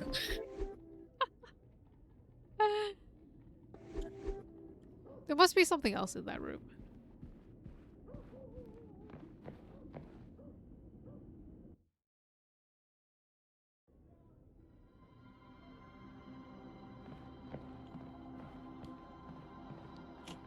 Like if I double click a door, it'll just send me to the next map. Okay, I must re-examine it. And then when I re-examine it, it tells me there's... Okay, there's something else, okay. Ah, there's candles. Aha. Survivors of the fire. Some brand new candles remain intact. I'll take one. Key, a bottle. Only half a crate remains. Irene must have been a great fan. Great fan, great fan. Whoa! I didn't know... Wait, what? Why is the character here? Who are we? If this is Poirot, who are we looking? Whose perspective is this? The bottle is empty, but something smells strongly of turpentine. Who am I?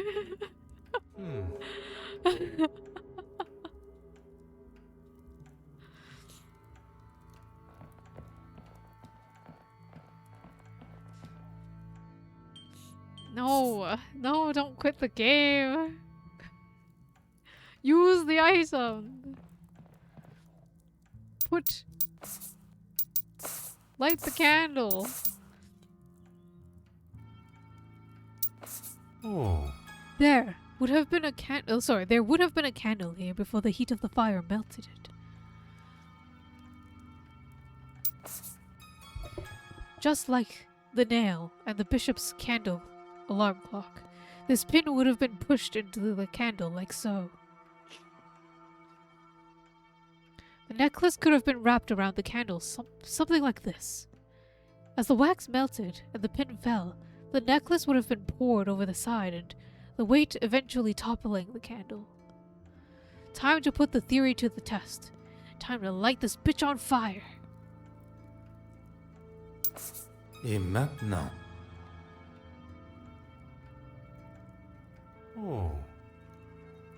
I believe myself to be the greatest detective in the most prestigious police force in the world.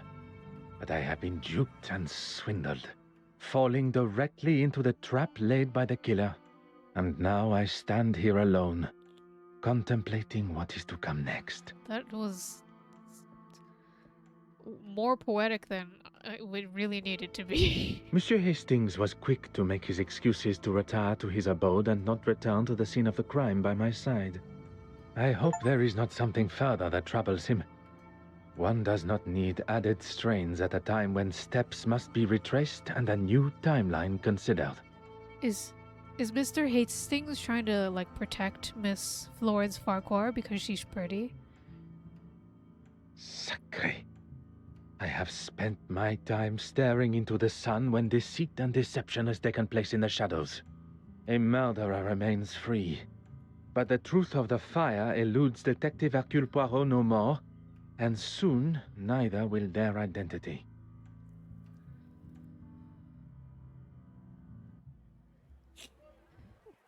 I didn't even read the words fast enough in my head. I cannot believe I allowed myself to fall for such a deceptive move. The killer knew I would ask for an alibi, and they knew how to cover their tracks perfectly. Now, though, I have the upper hand. The killer believes that I have extinguished all avenues of my questioning, unaware I know the truth of the fire. I wish Monsieur Hastings were here. I was perhaps too harsh with him. I know of his want for the same as I, the truth, But now I fear that I have lost him to my own tenacious demeanor. Wow, Poirot was actually, for like the 5th time in this game, saying, maybe I was kind of a dick. Now more than ever do I need my little grey cells working at full capacity. Monsieur Demire and Mademoiselle Babagna. I am glad to say that they both still have alibis, as the show had just reached its 2nd act. Wait, only the 2nd act? I can be sure that neither was involved. Mademoiselle Farquhar. She claims that she was in the dark room developing pictures. And even with this new discovery, her alibi stands. Monsieur Dryden can confirm. Monsieur Christiansen, one of my key suspects, drinking alone except for a brief encounter with Monsieur Demire. But Madame Allen can substantiate his trip to see her at the theater to apologize during the intermission. We're finally getting a clear timeline. Unlike that crappy one we had at the museum. Which leads us to the good Madame Allen. On stage, performing. Innocent. A side note, I must make an effort to see her production. From what I have heard, she sounds quite captivating. The Honorable Bishop Mountjoy. His Compline prayers had not yet begun, but Mademoiselle Warbeck and he were together in what I can only imagine to be an uncomfortable meeting for them both. Her innocence has already been confirmed, although upon learning of how she has been treated, I would not have been surprised. Last but certainly not least, Monsieur Aylesworth, and the article in a newspaper documenting his, as some see, heroic speech amongst the House of Commons is alibi enough for the murder. And where are we left now? Every suspect seemingly as innocent as they were yesterday. But when one looks most innocent, that is when Detective Poirot is most suspicious. Wait, what does this mean? Whose alibi is the weakest?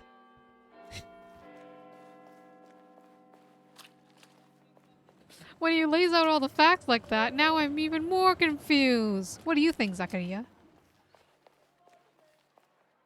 Finally, a face I can trust. Everything all right, Poirot? I'm afraid things could not be further from all right. All right, Hikaru. Don't tell me the famous Detective Poirot is stumped. Stumped? No. Perplexed? Oui. After this story, we read another story just for you, Hikaru.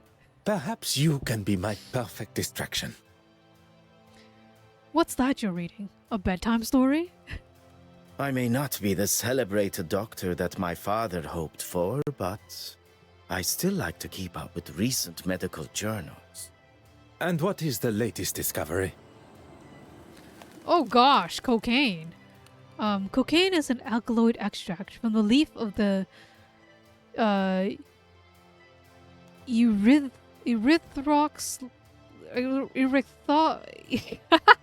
No, I can say this. Erythrocylin coca plant, which usually grows in South America. Its most valuable common form being the hydrochloride salt, which can be taken orally, intranasally, or intravenously. The peak effect ranges from 1 to 90 minutes, depending on the route of administration. Cardiovascular effects of cocaine use. The most common symptom in cocaine users is chest pain. It was the Aylesworth! His heart attack at the museum! It was coke! Oh my goodness, it's coke. Hikaru, do you want me to try and read? Oh my gosh, there was like 80 pages left of the story we were reading. Or do you want me to start another one? Oh, I don't know. Okay, anyways.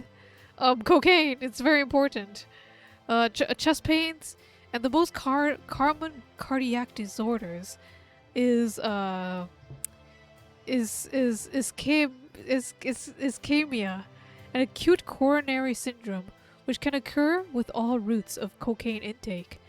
Other cardiac problems include myocarditis, cardiomyopathy, and arrhythmias. Cocaine. Gosh, I need to sit better. Wait. I'm all slouched over. And too relaxed right now. Okay. Cocaine increases heart rate, blood pressure, and myocardial contractility, all of which increase myocardial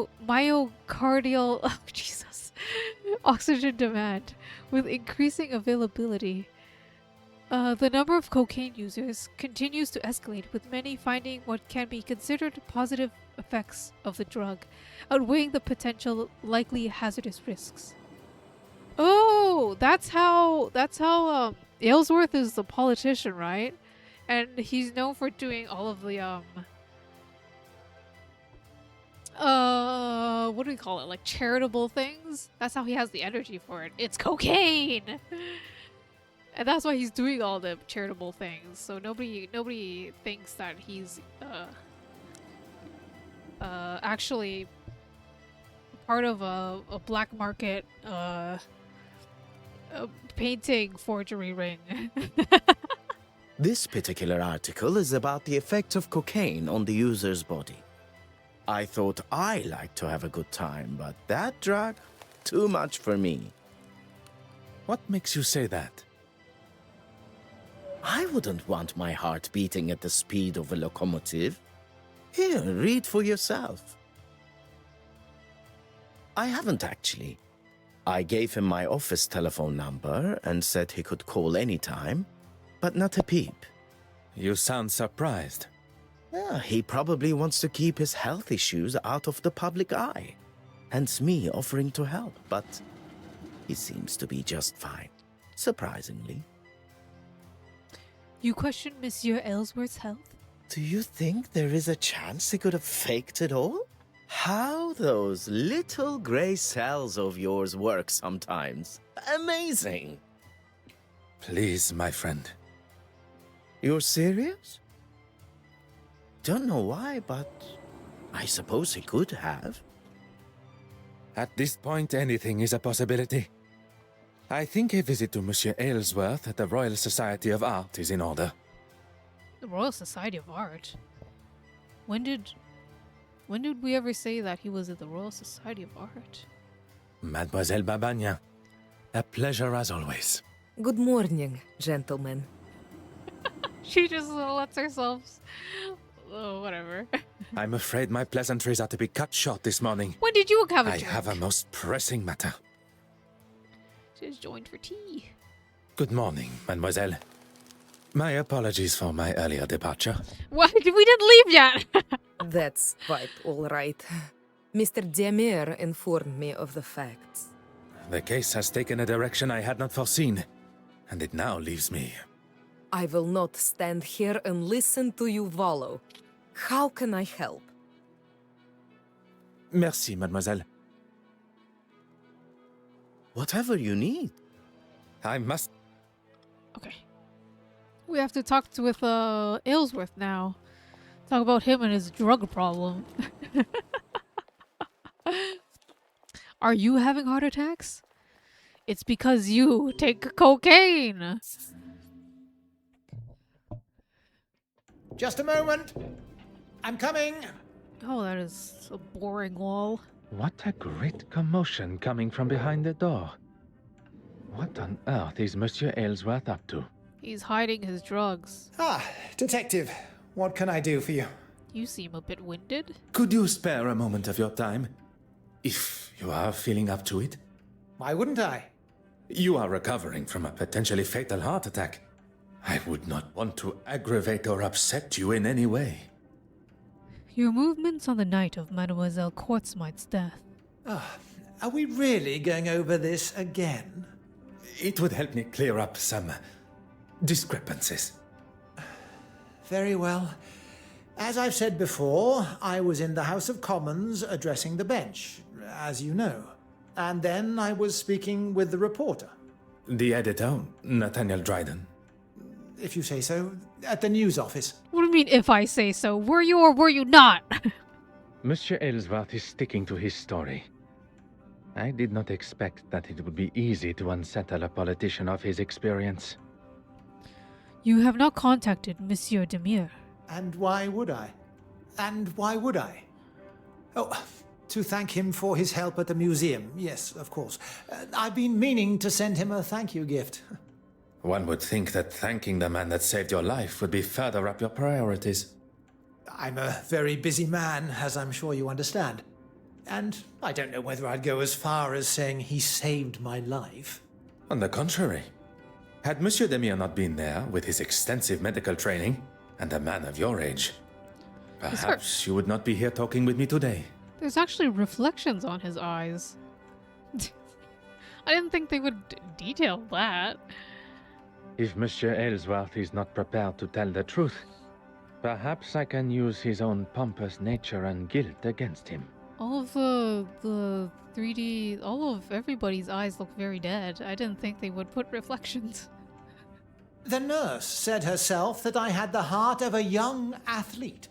It'll take more than that to slow me down. I'm sure your heart isn't slowing down when it's got cocaine. Well, I would not take that as a sign to start a sporting career. Merci, monsieur. I find myself in a most problematic position. My associate, Monsieur Hastings, is nowhere to be found when I need him the most. There must be someone else that I can call upon. Someone to fill the shoes of Monsieur Hastings. The obvious choice would be Monsieur Demire. But I wonder if he is suited to the task that is required. What do we need another person for? I thought you need no other man, Poirot. You're a one-man detective show.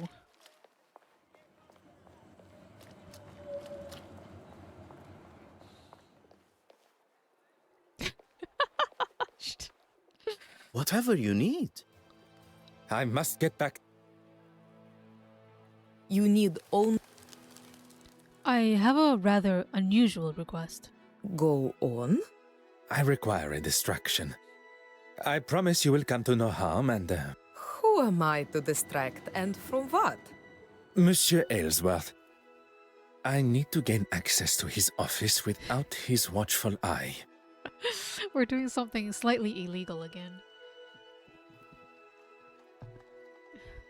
Detective Poirot, preparing to cross the line of law. Not cross. Merely tiptoe alongside. Don't worry, Miss Babanya. We've already done it once before.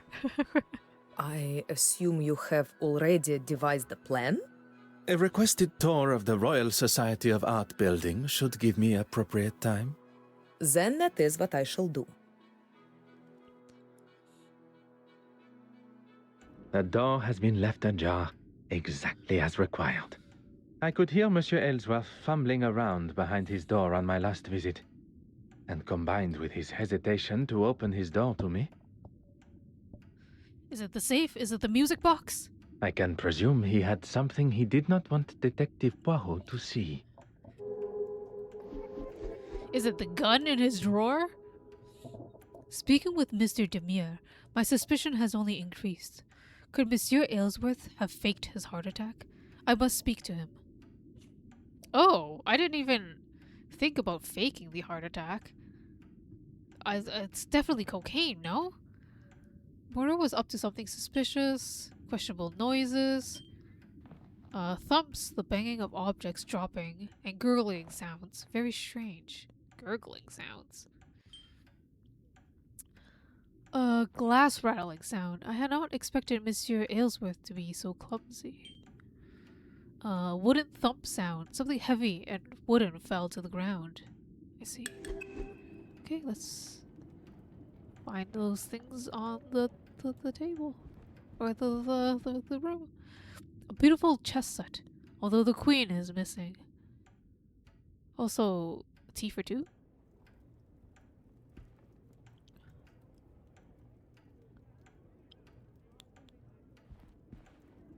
Bookshelf. Bookshelf door? Bookshelf door? A collection of different texts. He is certainly well read. One would usually find such furniture is filled with a variety of alcohol. Is it not? Oops.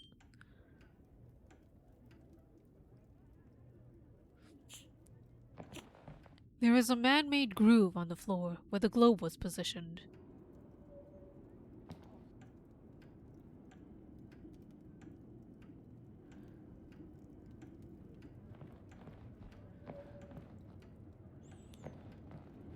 Huh. One step closer to revealing the truth. Gun? One must be careful with firearms around, especially when left in an unlocked drawer. Paper? Ledger? Oh. The missing queen. Such an important and integral part of one's force should not be so carelessly discarded. Ice cream cone? Ah. A spoon, likely from a set. ICS. It is engraved. Wait, Irene Courtsmith. It's her cocaine spoon.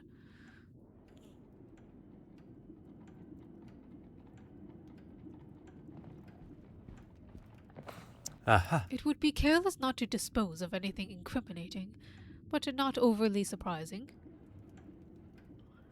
Why was there a close-up of the trash can? Huh. When there's nothing on it. We're not gonna talk about the safe? No? Okay. Okay, what are the sounds? Grooves on the floor. Chess set. Globe. Queen on the floor. Bookshelf. Okay, so glass rattling sound is from the globe. The pieces of the puzzle are finally coming together. Monsieur Aylesworth moved the globe, causing the bottles inside to rattle. And the wood thump is the queen. I must take a different approach. The wood club is the bookshelf. I cannot see the logic in this. Wood thump is from the groove on the Order and floor. method. That Yeah. Oh, just hot on the culprit's heels. a fallen queen, almost as disastrous as a fallen king. Chess set was knocked over. Some would say a lucky guess. That's what I guessed. would say a but moment I was of jumping genius. to conclusions. I had to make sure that the queen is from the chess set, and that's why the wooden thumb sound is the queen falling down. Whatever, man. Whatever. What the fuck ever. How clumsy of him. Monsieur Aylesworth knocked the chess set over with his way to answer the door, or on his way. Globe moved.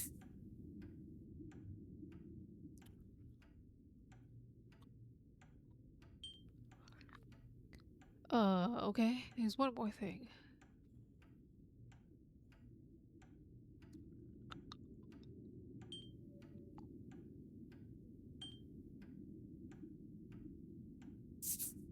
Where is the sense?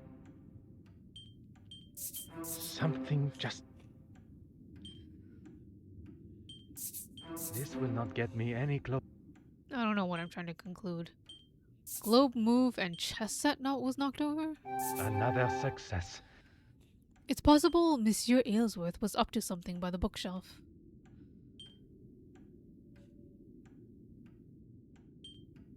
Okay.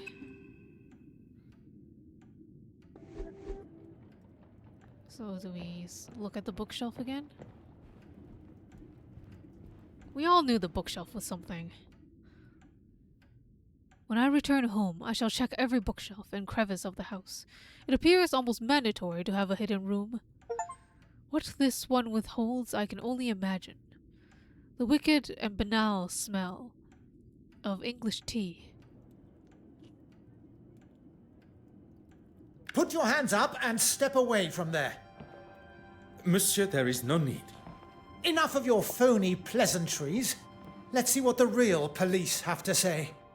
The first thing they would notice is the politician aiming his revolver at an officer while they are conducting official police business.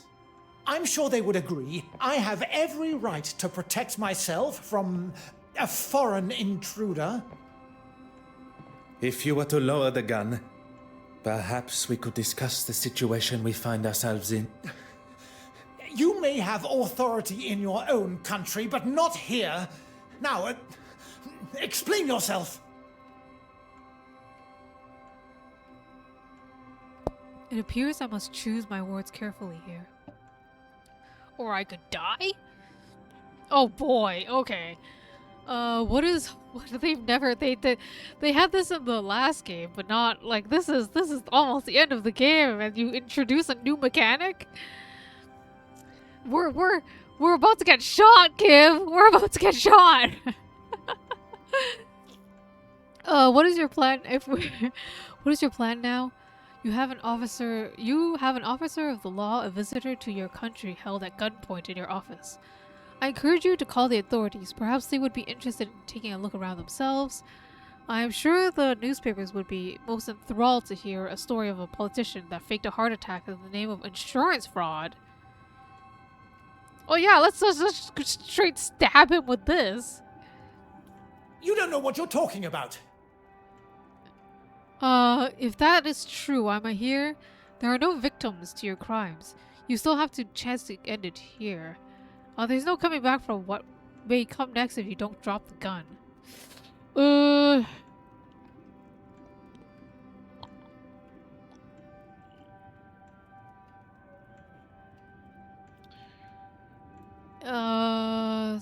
If that's true, why am I here? Enough! I need a second to think about all this. How has it all come to this? Are we gonna die? Are we gonna die? No, it's not my fault. It's... It is not too late. Your intentions were good. Scotland Yard will look sympathetically at... That is not the right word. If you had just left that fool Hardwick to it, we wouldn't be here, and I wouldn't have to do this. I have done nothing but remain honorable to my oath to uphold the law. It is Monsieur's choices and actions that have brought us to this point. And he must accept responsibility for what is to come. Oh my god! Poirot, are you alright?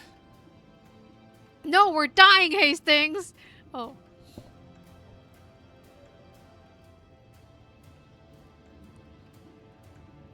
All the better for seeing you, Hastings.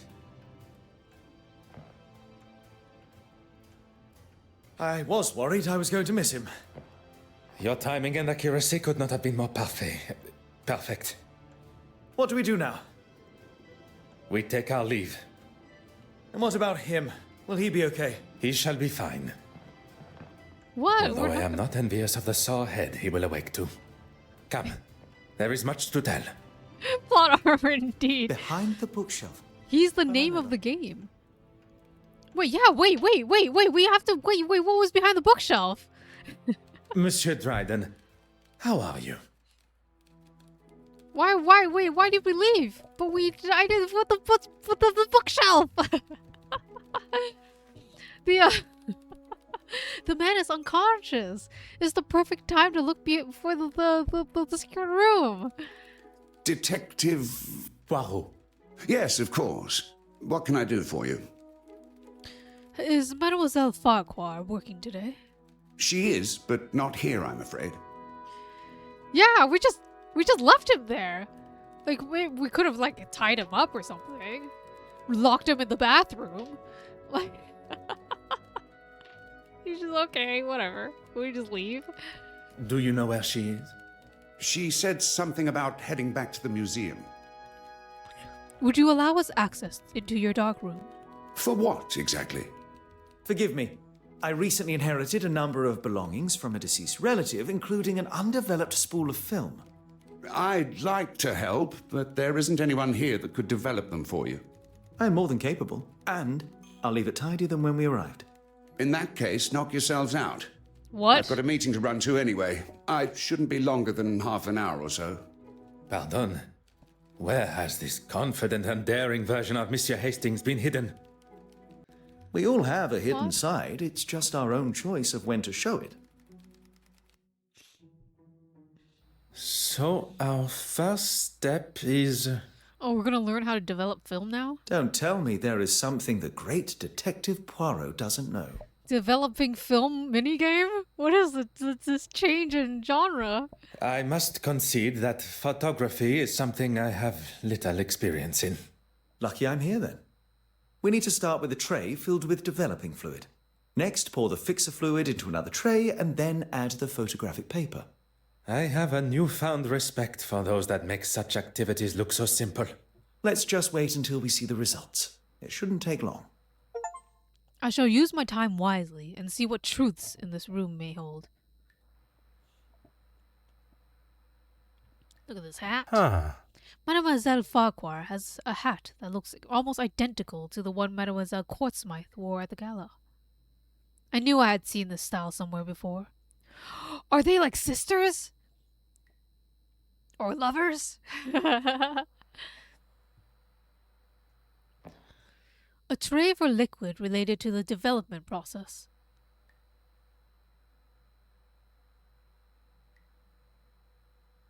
No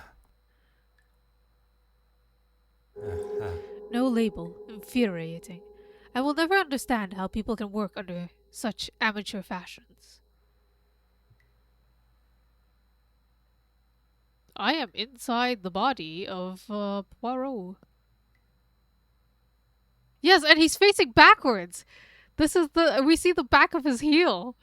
This is his ass right here. Or at least I think so. What the heck is happening to this? The 3D, whatever, man. What else are we looking at? How is one to know what is inside if it doesn't have the appropriate information? Ah, good night, Luna. Have a good nap. Dream of unlabeled bottles. The answer was staring me in the face. Was it?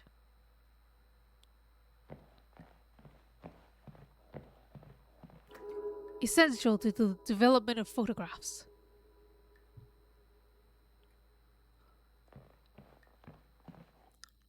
I believe this is for producing photographic prints. Used specifically in the development of photographs. Oh boy. Like 20 years ago, I watched someone developing film. In a dark room. It was pretty cool. Nice sciencey experiment. Fuck if I remember.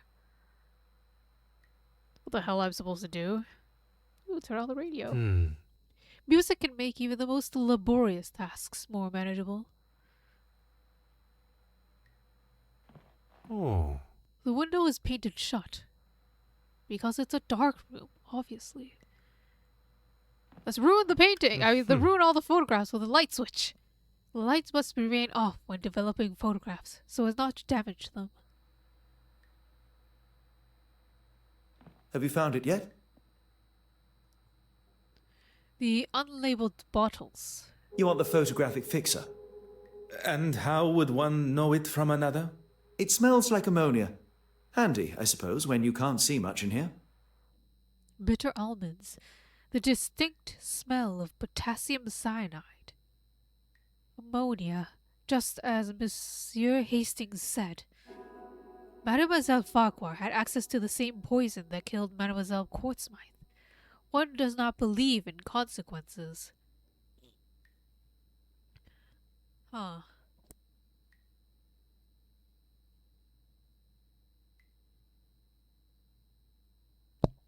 We must discuss Mademoiselle Farquhar. You've already been over this, Poirot. I don't want to argue. I have no intentions of continuing our previous conversation. What we must address now is her potential guilt. She didn't steal the painting, though. We know that. Her guilt in Mademoiselle Quartzmythe's murder. Mademoiselle Farquhar could be our murderer. that? Sorry, would Mr. Dryden not have seen Miss Farquhar leave?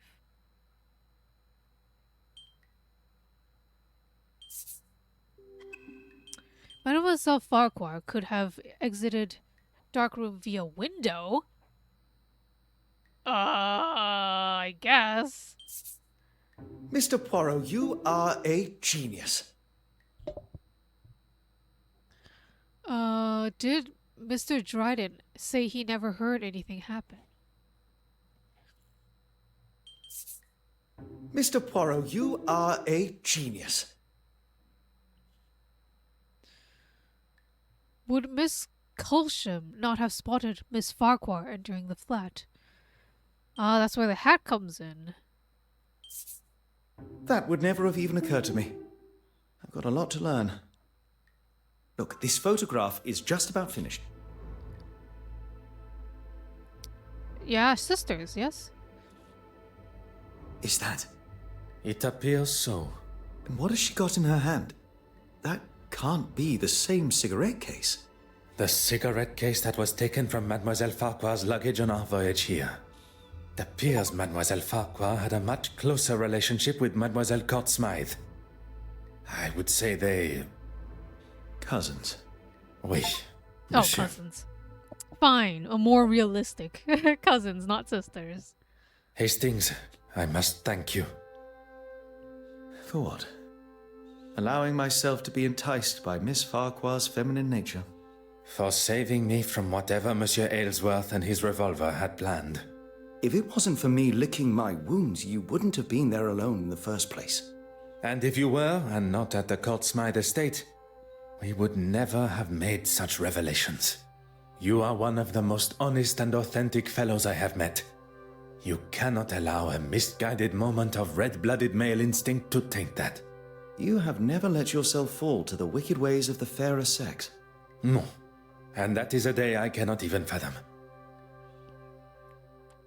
Chapter 9. With Hastings' help at the Court Smythe estate, something I would have liked to have considered, we now know the reasoning behind Mademoiselle Farquhar's brutal actions towards her own cousin. Oh my gosh, please explain it to me, Poirot. I think we're finally getting the conclusion. The whole case is coming to light, and I'm still a little confused as to what the motive behind the murder is. So, tell me.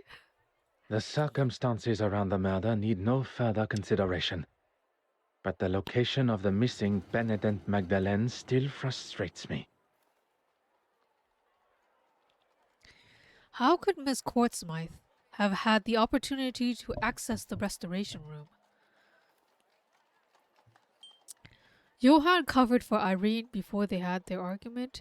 Flores pretended to be Irene on the balcony. You're wearing a different dress. Wouldn't people notice?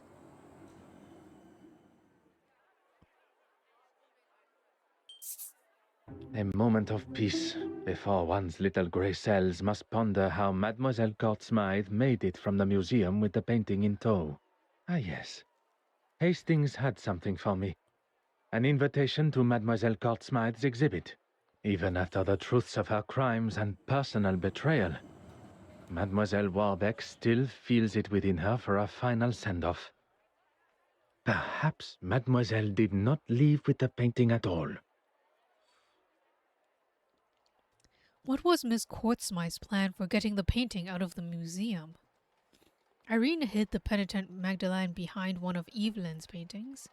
Irene hid the penitent Magdalene behind one of her own paintings.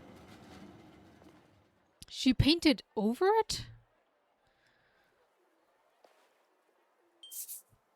Poirot, there you are. What are you... No, it was taken... That's right, the painting, the original painting was taken off of its frame. So it could have been, like, sandwiched together with a different painting. On this occasion, there is no time for pleasantries. We shall finally bring the mystery of the missing painting to an end. We must return to the scene of the initial crime, the Royal Edward Gallery. All right, explain everything. Is to me. everyone present? This is the classic case being revealed scene. Please ask them to convene in the exhibition room. Is there something you're not telling me? All will be revealed. Messieurs et mesdames, thank you for joining us here today. I didn't know that the plural had different words, messieurs and mesdames. Oh my gosh. What's this all about? Yes, my time is rather valuable. Oh, they have a different exhibit. I thought everyone was here to see the exhibition. I'm all for looking at some real art, as long as it's not all hers. I understand the frustration and hostility that most of you must feel towards her. For some, even... Hatred, loathing, disgust. Betty, please. Even after everything, you stand here and defend her? I'm not defending her. If anyone should hate her, it's me. Perhaps you should move on. In this room is where it all began. Or at least, that is how it appeared. We are all aware Mademoiselle Court-Smythe was behind the painting's disappearance. But it was not a moment of greed that drove her, but rather a well-orchestrated plan that involved most of you tangled in her web of lies and deceit.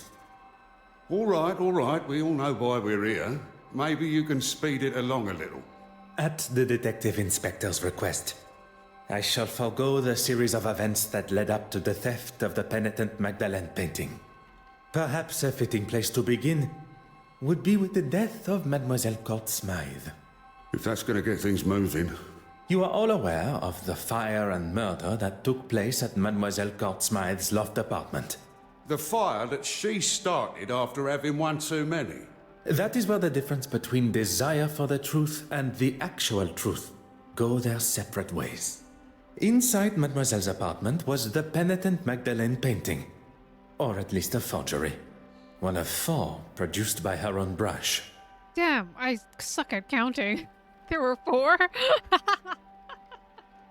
The fire was set purposely, in an attempt to destroy evidence and hide the true nature of her death. Poison. Oh, we talk to people now? Mademoiselle Court-Smythe's portrait of herself. I think perhaps the title may not be as accurate as she herself believed. Portrait of principal painting. Ooh, let's see all the paintings now. Forget the reveal, there's more things to click. The portrait that is a gigantic light switch. The figure stands peacefully on the shore, watching the chaos of the nature before them. I wonder if Mademoiselle Court-Smythe considers herself as that figure.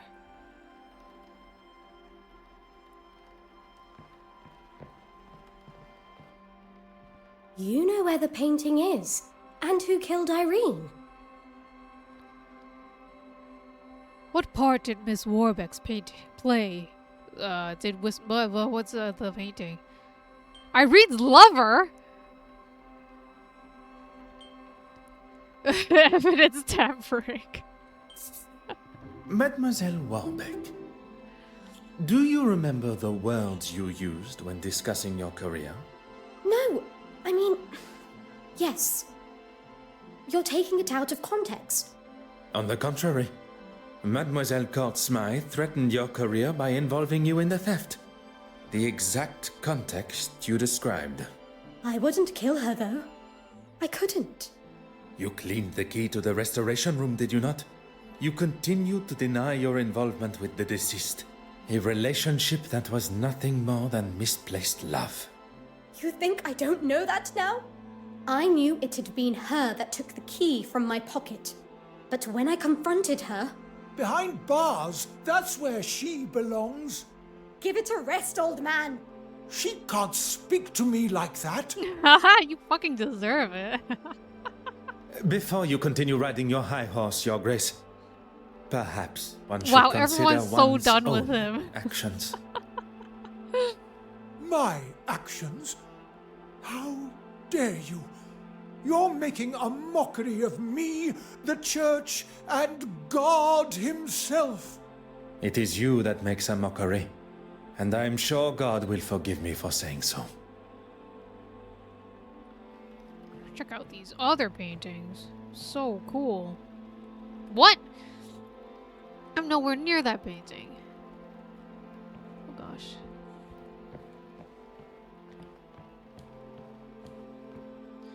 An interpretation of the famous painting created by the artist Vincent van Gogh. Oh, okay. That's boring.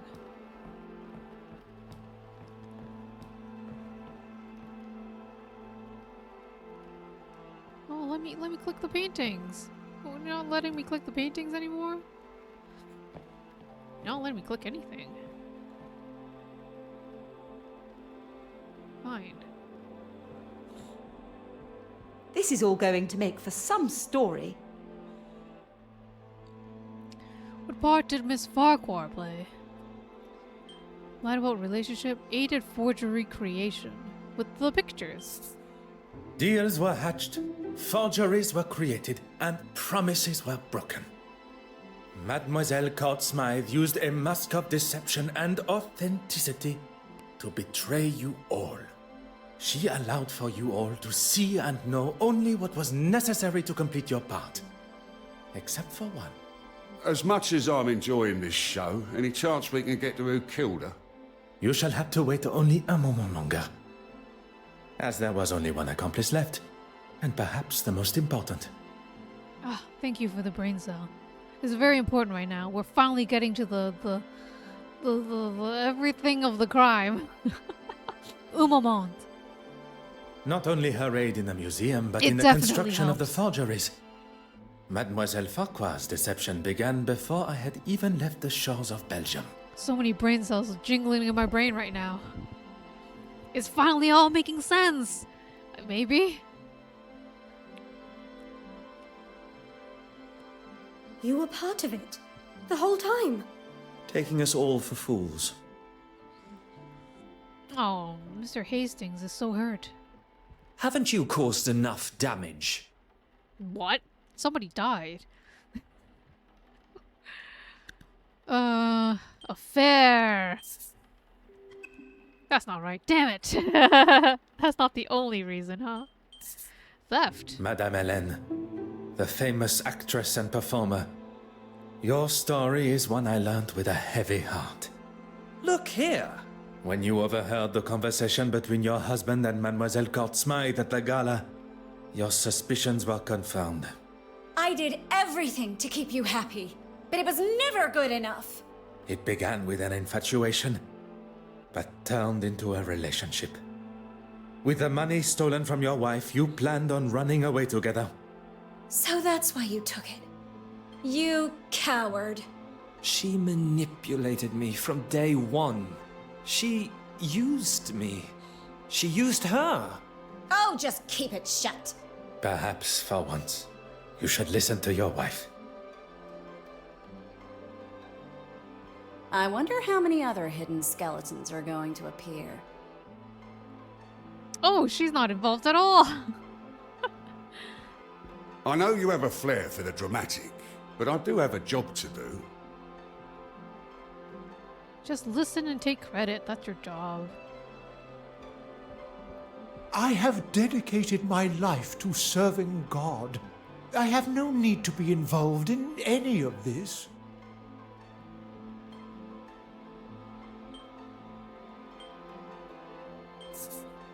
The pieces you had commissioned by Mademoiselle Court Smythe, which hang on your church walls. Why are we even standing here listening to this man? Has this got anything to do with, frankly, anything? I can assure you that the bishop's relationship with the deceased is more than I imagined we all thought possible. Business partners! As horrifying and atrocious as bishop's actions were, one should not allow that to become the focal point. I don't know, business partners? Mademoiselle Court Smythe's forgeries would be hung on the church walls, while the originals were sold on the black market to lace your own pockets. You have no proof of these accusations. Poirot, the penitent Magdalene. How could one forget? We have already discussed one of the multiple forgeries, and found amongst your hidden collection the second. Mademoiselle Court Smythe sold you a forgery that you believed to be real, and upon learning of its fabrication, you lashed out, destroying it. One should not allow oneself the arrogance to consider themselves the smartest in the room, especially when they have already fallen foul to another's lies and deception. I am sure theft and embezzlement are questionable enough in God's eyes.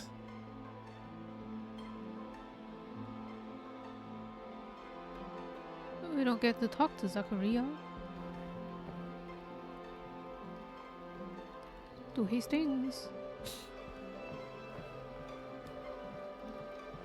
We can struggle to talk to Hastings. Poirot, the penitent Magdalene. It all ends here, where it began. I know things got out of hand, but it was you that broke into my office in the first place.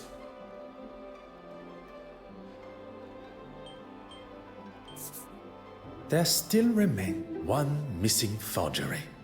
The image of the honorable and distinguished gentleman that you present yourself as has gone on long enough.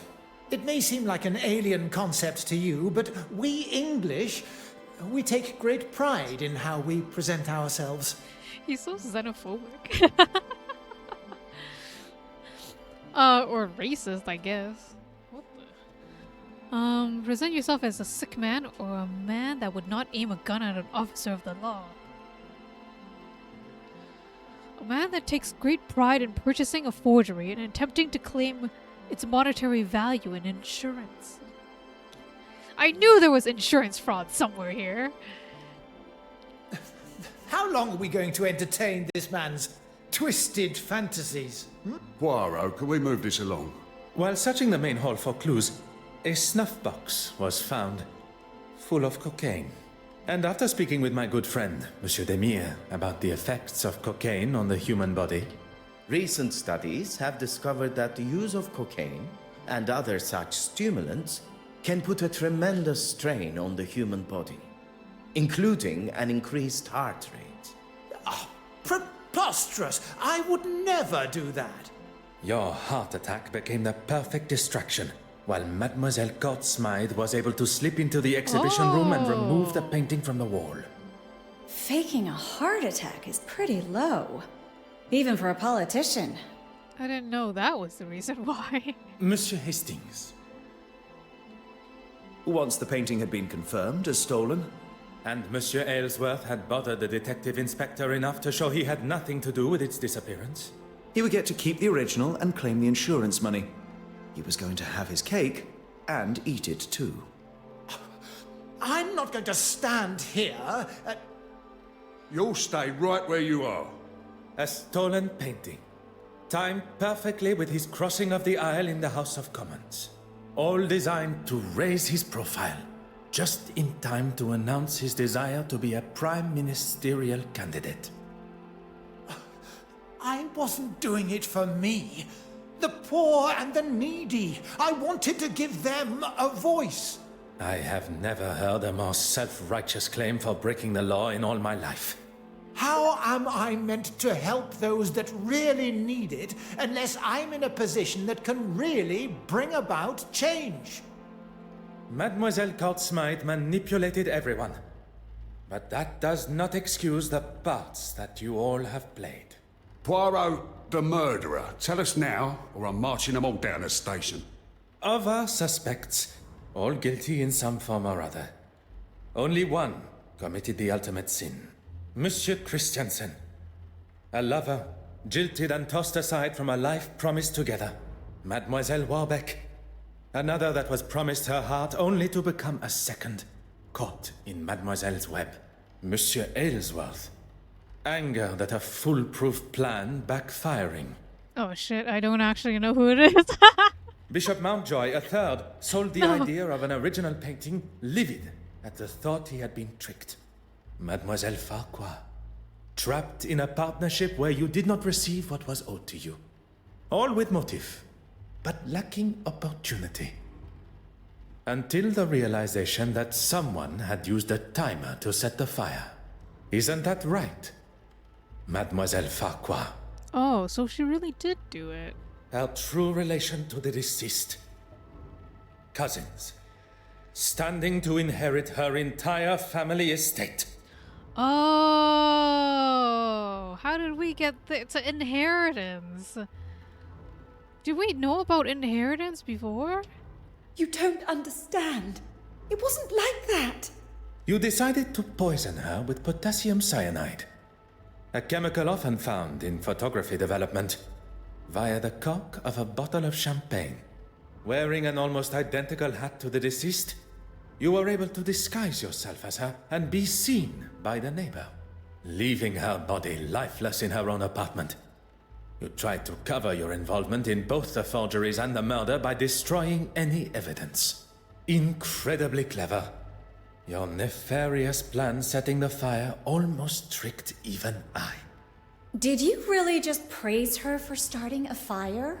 On the contrary, it was the deception behind the fire. A timer was used, allowing for Mademoiselle Farquhar to be seen in her office as she slipped in and out of the darkroom window. I didn't want to kill her, but she gave me no choice. She gave you no choice. You planned and executed a brutal murder. She was your cousin. A cousin that has controlled me for years. I couldn't escape her. She held you captive? I did not see a prison cell in her apartment. No, of course she didn't. Emotionally and financially, I was her captive. I was a struggling critic. But she taught me how to stand up for myself and get what I wanted, what I deserved. You were aware of her scheme all along? Not at first. I didn't know she was selling them on the black market. But even when you did find out, you didn't stop. There was always a reason I couldn't. And what money I did get, she would hold for me. I couldn't remain under her control anymore. There was no other way. Mademoiselle, there is always another way. All I see is the student becoming the master. Detective Inspector, perhaps it is time that Mademoiselle was escorted to the police station. Look. We didn't have, like... If Madame Farquhar really wanted to deny Poirot's findings, wouldn't it be possible? She could say like, oh, cyanide, yeah, but I used that for photography. Oh, we have the same hat? Oh yeah, it's because we were cousins. How do you know I was the one who used the candle trick? But I guess that wouldn't be a very satisfying ending, huh? The truth has been revealed, and Mademoiselle Courtsmythe's murderer will pay the price for her crimes.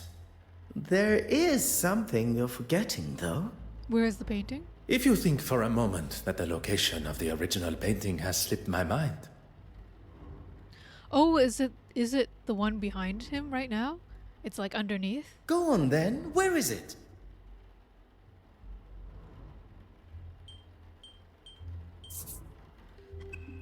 Wait, that's not right?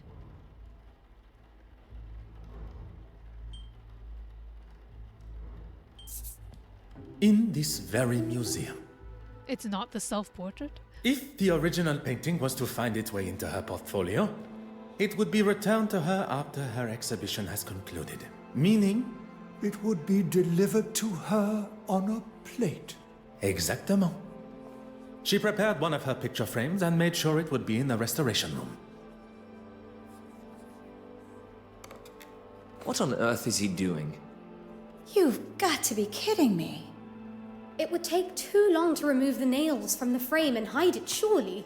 The nails were sewn down, creating the illusion of being used correctly, when in fact the backboard was easily accessible. Hidden perfectly behind what Mademoiselle Courtsmythe deemed to be her masterpiece. I never doubted him for a second. Messieurs et Mesdames, the penitent Magdalene.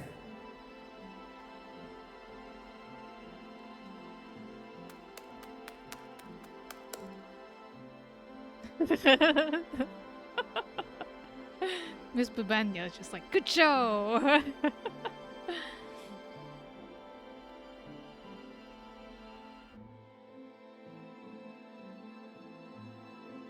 Well, detective, you've solved both the theft and murder. I am rather impressed. Oh, she's not. No lip movements. Finding the murderer and solving 2 thefts would have been far more impressive. 2 thefts? You already have another case? It's your theft. You have forgotten Mademoiselle Farquhar's missing cigarette case. Oh, of course. Do you think Miss Farquhar lied about it going missing after all? Mademoiselle Farquhar is far from an honest woman. Lies tripping from her tongue at every turn. But if our motive was indeed to fake theft and claim the insurance money, she would surely not have let it lying where Mademoiselle Babagnan claimed to have found it. Mademoiselle Babagnan's motive is now clear. How she pulled off such a cunning theft still eludes me. Something Hastings said has my little grey cells fired up. Nothing is ever quite what it seems. I suppose we are all forgeries or counterfeits in some form or other. What do you mean by that? Could Mademoiselle Babagnan have pulled the wool over my eyes in a similar way?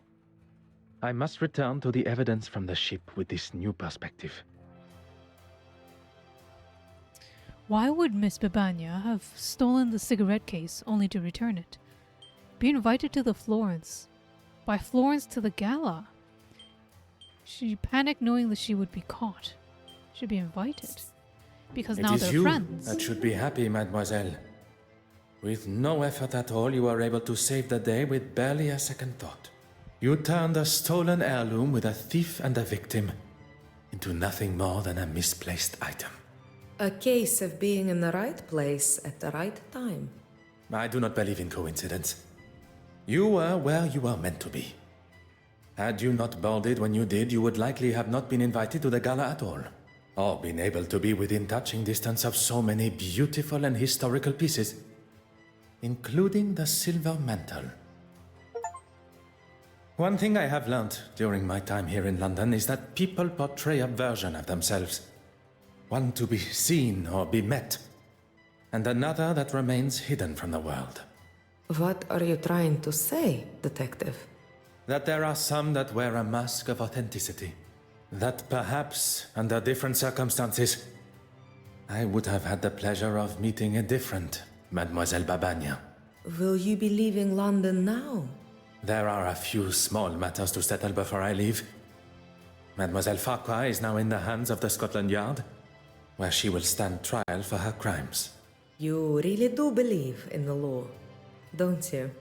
If you do not believe in the law, madness and lunacy will ensue. And everyone should be punished for their crimes? I believe that we should be held accountable for our actions. No one man is above the law. Or woman. And you, mademoiselle? Are you to leave London? There's nothing more for me here. I hear Paris is quite beautiful. Perchance our paths should cross again. Perhaps, under those different circumstances. I look forward to it, detective. Well, that's that then. Yep, that's that. Oh my gosh, the pigeons! They're synchronized! They're synchronized dancing pigeons! Oh, okay. They're normal again. Oh, I don't know. I was like, that's a very interesting ending with Miss Babagnan. Are we gonna see her in the next game, maybe? Oui, monsieur. The cases are closed and Mademoiselle Farquhar will shortly be behind bars. What of the others? Judging by the detective inspector's glare at Monsieur Aylesworth, he will not be escaping the law. And Bishop Mountjoy. Once news spreads of his connection with the black market, I would question his attendance come the Sunday service. I was hoping at least someone would get a happy ending. Monsieur Hastings, you have been by my side throughout this investigation. Without you, the guilty parties would not be facing the consequences of their actions. I helped where I could, but it was mostly you. I know that.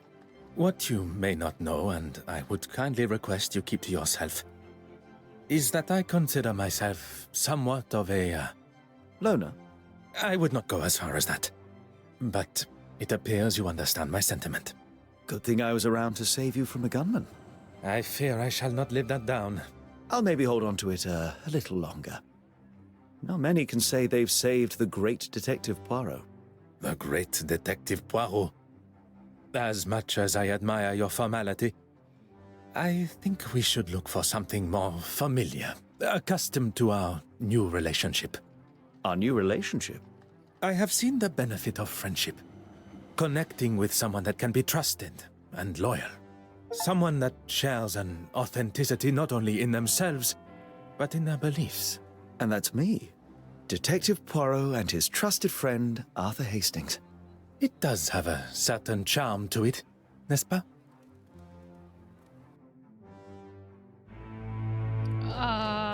We're done!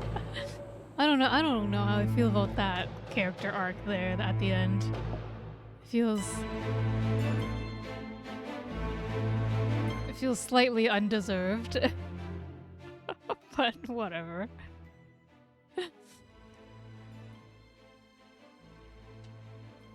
Did I enjoy this game? I have to agree with the mixed reviews. Mostly okay. The start, which was like half the game, was so slow.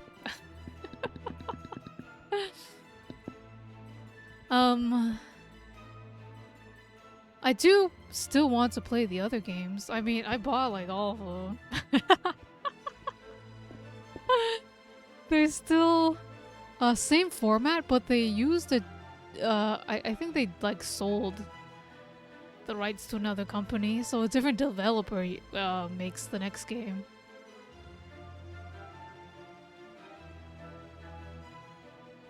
Oh no. They just have they don't have any other games, but different developers also made games based on Agatha Christie. I did do it, Kib. We solved the murder. My brain cells rubbed together. They did so good. Yeah, the other Agatha Christie games are made by different developers, and I still want to play them. That'd be fun. We get to see a different Poirot. Would I have any?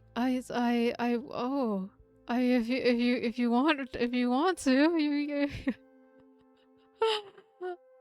I was debating on getting it.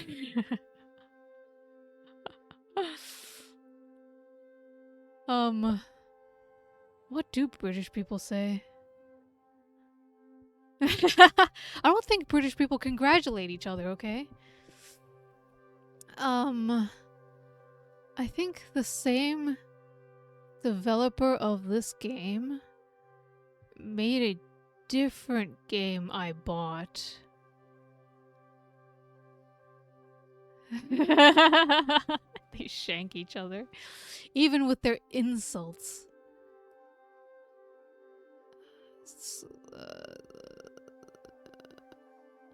I think the other Agatha Christie games are made by the same publisher. Or sorry, they were published by the same publisher.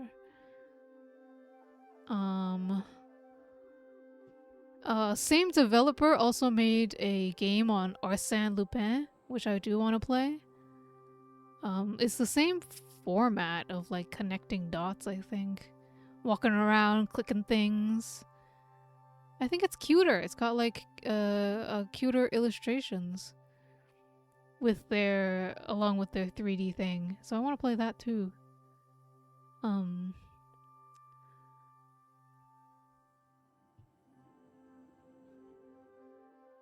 Yeah. I don't know how Steam gifts work though. Without being friends. Hikaru. But anyways, it's I think it's time for Should I play the other Agatha Christie games? Because the other ones is ABC Murderers and then the Murder on Orient Express. Everybody loves Orient Express. Or Orsin. I'll decide by next time. Whatever the heck I decide to play. But for now, there is a wonderful story. Let's just continue. Unless somebody has a suggestion of what to read. Let's continue. Hell is dark with no flowers. Apparently there's... Yes. We have to be friends. Kindle says there's 1.5 hours left to this book, so I think I can split that into 2. 75% finished. What is that? 13.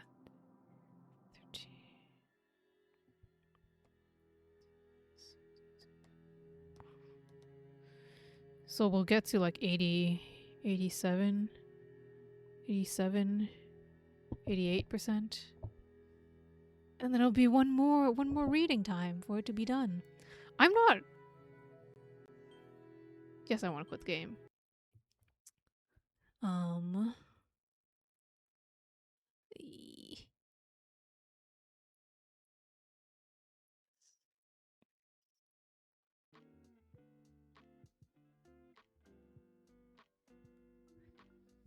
I did not like the music in that in the game.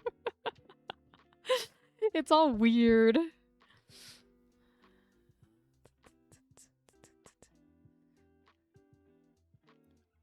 They had better music in the last game, I think.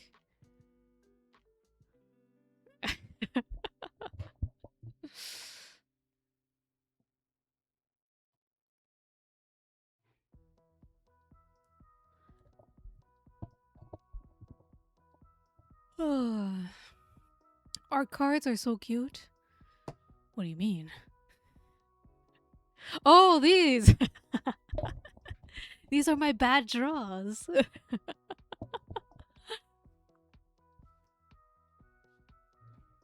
It's whatever the Redeemer requests. They're very fun to make, and they are very bad. Not gonna bed for a story time? They're so good. I should make a new emote for reading.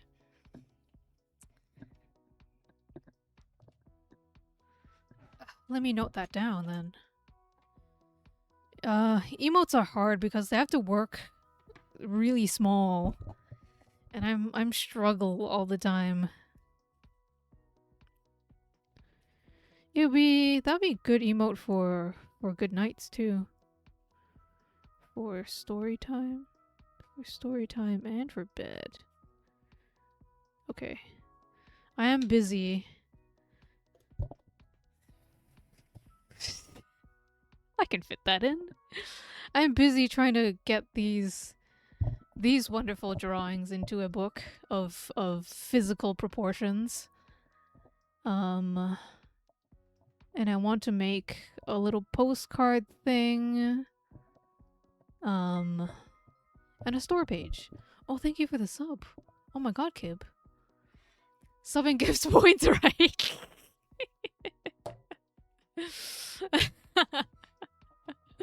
It certainly does. Gifting bits also gives points. Oh gosh. Let me switch to just chatting so we can keep doing story.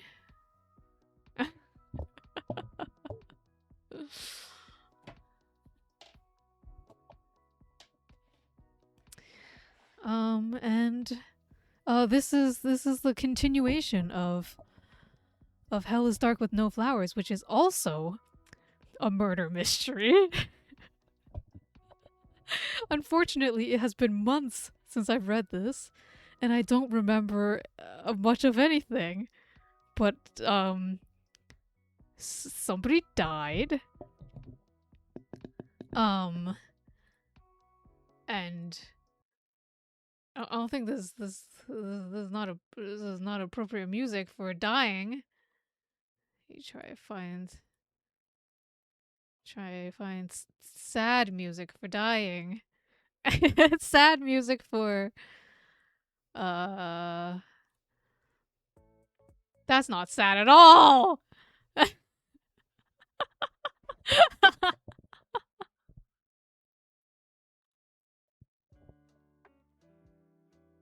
No.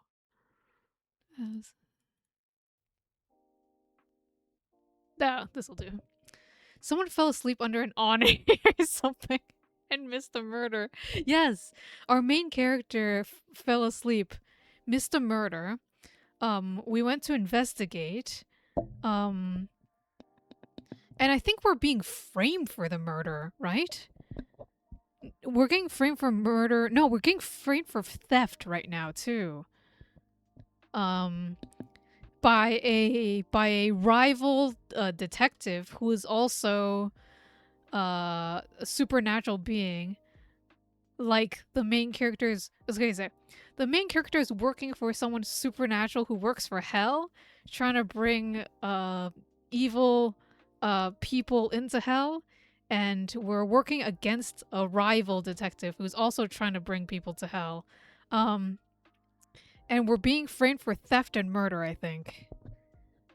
Yeah, I think the rival detective put something in our bags, and then he, like, when we went back to our room, our guest room, they kind of, like, you know, slammed open the door and go like, check their bags, and then it's like, oh, we found the missing item. I think that's what's happening. And I think we've been, like, locked into a room temporarily while they call the police. They stole the incense burner. Stole in quotes. Okay. Let me turn back. So and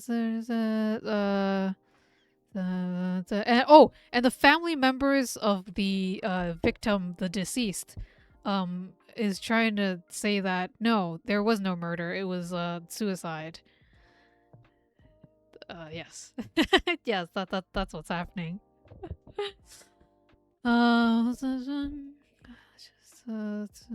Okay, I'm just gonna read this page. I don't know whether or not I read it. We made a second successful attempt to steal the incense burner, and we're planning our getaway at this very moment, correct? Shiroshi said, applauding lightly. He looked genuinely impressed. I see. For an off-the-cuff performance, that's quite entertaining. You flatter me. Ororo's expression was cold, but from the way his temples were spasming, Shiroshi's attitude had riled him up quite a bit. Suddenly, shedding his suit jacket, Ororo unbuttoned his cuffs of his shirt and rolled up his sleeves. Now, allow me to see you out. No sooner had he spoken than, in a display of unexpected physical strength, he grabbed Seiji by the scruff of the neck and dragged him out of the room. Seiji wasn't strong at the best of times, so he was unable to do anything. Going downstairs and exiting through the front door,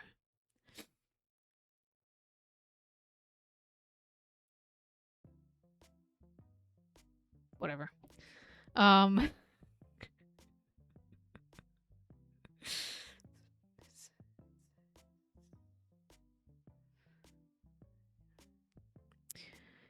Odoro dragged Seiji in the opposite direction to the cottage. As soon as he reached a storehouse with the thickened earthen walls rendered in plaster, he tossed Seiji inside, along with Shiroshi, who sauntered after them. Now then, good day to you. The door closed, and they heard a lock click. There was only darkness. Rinko and her mother had finished consulting with their lawyer, and she was standing outside the gate to see him off when Miss Furuhashi ran up to her, flustered. Odoro Rindo had given the housekeeper an urgent message to deliver. Apparently, he was He wanted all the members of the Shindo family to gather in the cottage. Rinko would rather have ignored him, but if the man knew the people in Metropolitan Police Department, she couldn't just brush him aside. How infuriating. Silently fuming with frustration, she made for the cottage, ignoring her growing unease. When her mother arrived late, she was carrying a silk-wrapped bundle that nearly filled her arms. Once they were there, Fumio, looking extremely pleased with himself, began telling them what happened. He spoke energetically, gesturing with his hands and body, as if he fancied himself a detective. Incredibly, he said that Akihito's murderer had been that drab-looking assistant, Seiji Tono. Not only that, but Shiroshi Saijo's claim of being a psychic was a bare-faced lie. He was a thief who had approached her with the intent of stealing the mansion's antiques. Ridiculous, Rinko listened, feeling dreadfully unamused, but was startled to learn that the detective had vouched for all of this. If Odoro Rindo, a man who was aloof and arrogant, for better or for worse, had made such claims, then it was likely to be true. However, the detective only stood silently by the window, apparently lost in thought. "Is this all true, Mr. Rindo?" Rinko asked, growing impatient. At that, a change came over Odoro. Tilting his handsome alabaster face toward the floor, he made a deep noise in his throat. His shoulders began to tremble, and the noise grew more frequent. "What is this?" Rinko frowned, and then it hit her. He was laughing. Laughing with pure amusement, as if this was the funniest thing in the world, and he couldn't hold it any longer. Finally he burst into loud peals of laughter. It was an ominous, dangerous laugh, the sort one might hear from the depths of hell. He stared with eyes as wide as beasts, pupils dilated, lips split in the grimace of a vengeful demon, looking like a complete madman. Tsuruko and Fumio both stared at him, dumbstruck. "I beg your pardon," Odoro said curtly, setting his fedora back on his head. Instantly, the insanity that had dominated the room evaporated. All that remained was a stifled silence, like the echo of a nightmare. "Now that those two nuisances are out of the way, allow me to inform you of the true culprit behind Akihito's murder."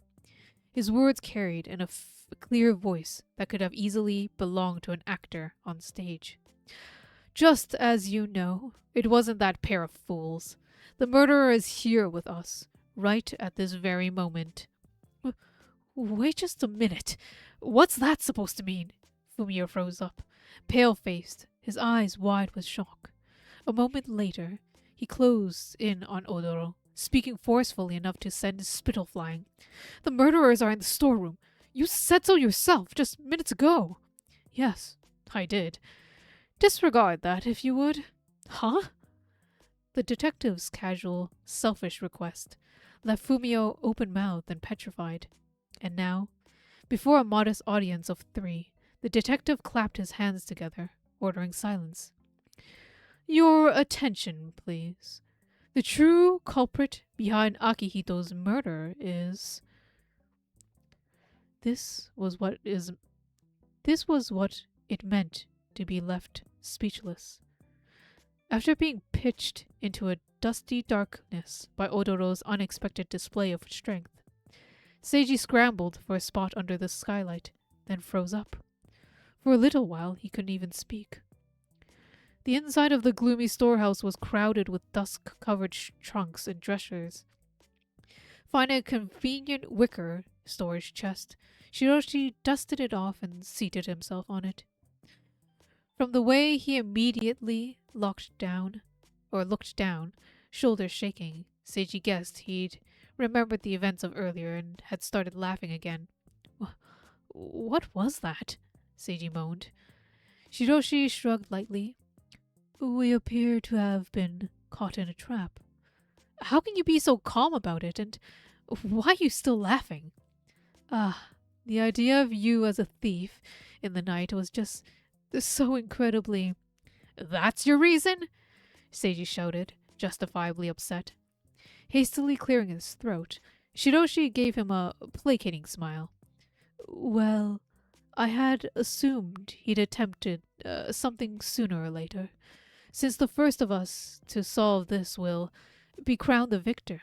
Securing the right to make that move was key. That said, as you can imagine, I wasn't expecting him to accuse you of being a master thief. He wasn't going to keep dragging that up, was he? Oh, right. Seiji, would you do me a favor? No? Do you see that mirrored dressing stand over there? He said, ignoring Seiji's modest resistance. In 0.0 seconds.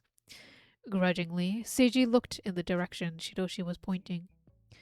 There was a small dressing stand with a houndstooth checked cloth covering its mirror, sitting on top of a Paulonia wood chest of drawers. This? Yes. Remove the cover, if you would. Is something the matter? If he hesitated too long, Shiroshi would notice his discomfort. So resigning himself to the inevitable, Seiji squeezed his eyes shut and yanked off the cover. We meet again. Bah! The baritone voice echoed from the mirror, making Seiji simultaneously scream and jump. My apologies. I didn't intend to startle you. When he looked at the rectangular mirror, it held the reflection of Takamura Uno. Was this basically like a Skype video call? Maybe it would be a little easier on the heart if it had alerts that there was a call incoming. Hello there, Takamura? Shiroshi peeked in from behind Seiji, waving at the mirror. I'm glad to see you looking well, Master Shiroshi. But I am to infer that you have been trapped by Master Odoro. Takamura's demeanor was as mild as always, but he wasn't pulling any punches. Yes, it certainly looks that way, Shiroshi told him lightly. Takamura gave a little chuckle. At times like this, you really do resemble your father. Do I? Personally, I think I take after my mother. When you're plotting something, you look exactly like him. That was a pretty evil grin. You shouldn't say things like that. What will people think? Shiroshi waved a hand in denial, smiling evasively. Aha, Seiji thought. He seemed too calm. There was more to this man than met the eye, then. More importantly, how are things with Odoro? Ah, yes. I thought I would show you as well, Master Shiroshi. So I brought the mirror of retribution. I'll cast the image into this mirror. Just wait a moment. It really was all-purpose. Almost immediately, the image changed to show the inside of the cottage. The detective seemed to be gearing up to present his findings.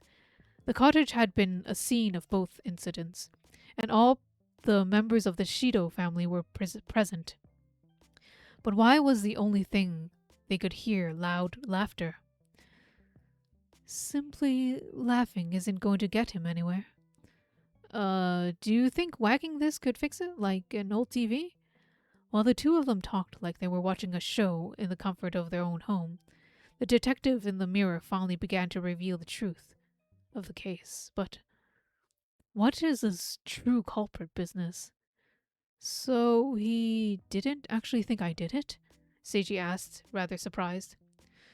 No. Odoro knew what was going on, of course. He chose to get along with the farce, knowing that he was falsely accusing you. Shiroshi nodded, as if this was the only to be expected. Considering that his full attention was on Seiji, he already seemed to be getting tired of watching. Then the real murderer tried to set me up to take the fall. At that point, a certain possibility occurred to Seiji. This is you we're talking about, so I'm pretty sure I know the answer, but do you? Yes. Naturally, I know who it is. After all, I'm me. Chuckling, Shiroshi gave a brisk nod. Oh, he does he? How about that? The culprit is Fumio, Shiroshi told him with a simplicity that was almost startling. Fumio had raised a hand against the person in charge of the house? A man that was disgraced to all as neat kind? Now we come to the all-important proof. He provided the first piece this morning when Akihito's corpse was found. Seiji found himself feeling sorry for Fumio. He'd been busted way too fast. When one is informed of a suicide in the family, the ordinary response is to race to the scene. After all, they would have no idea as to the condition of the body, and it may be possible to revive them. However, before making for the cottage, Fumio contacted the doctor and the police. Now Shiroshi pointed it out. That had been extremely suspicious. He must have put the incense burner in your bag while everyone else was in the cottage. In fact, I plucked a pine needle from the garden and wedged it between the sliding door and the doorframe of our room, so that I would know if anyone entered in our absence. It was lying on the corridor when we returned. Tell me when you do that stuff, okay? Seiji protested weakly. The exchange he'd shared with Shiroshi earlier came back to him. Something smells here. You mean resin? From the pine needle? Not like that. Anyways, for now, let's wait and see what they do. In other words, at that point, Shiroshi already knew they'd had an intruder. In the first place, I believe Fumio intentionally left the door of the cottage open slightly. He set it up that you would be the first to discover the body. Then, when you and I went back there together, we'd leave our room unoccupied. No doubt, he took that opportunity to plant the incense burner. Hearing it spelled out like that made Seiji seem like a real idiot. No, he was an idiot. Period. The second piece of evidence was when he found the incense burner in your bag. When Fumio ran into your room, he ignored my bag, even though it was closer, and lunged straight at yours, which is even more peculiar considering our bags look identical. That was quite strange, don't you think? Actually, yes, it had been. At this point, Fumio seemed so suspicious that he might as well have been declaring I did it. It was curious that Seiji hadn't noticed all this until after it was pointed out at him. Come to think of it, he claimed he'd found my glove in the closet.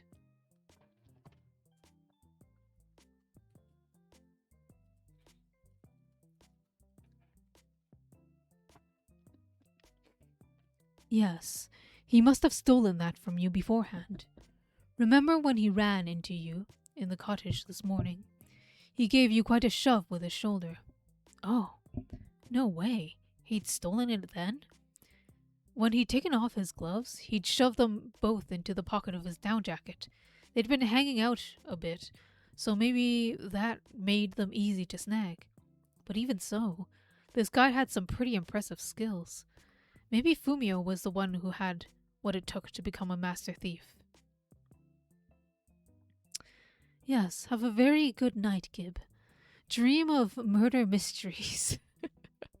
Solving crime and arson. Have a very good night, Gib.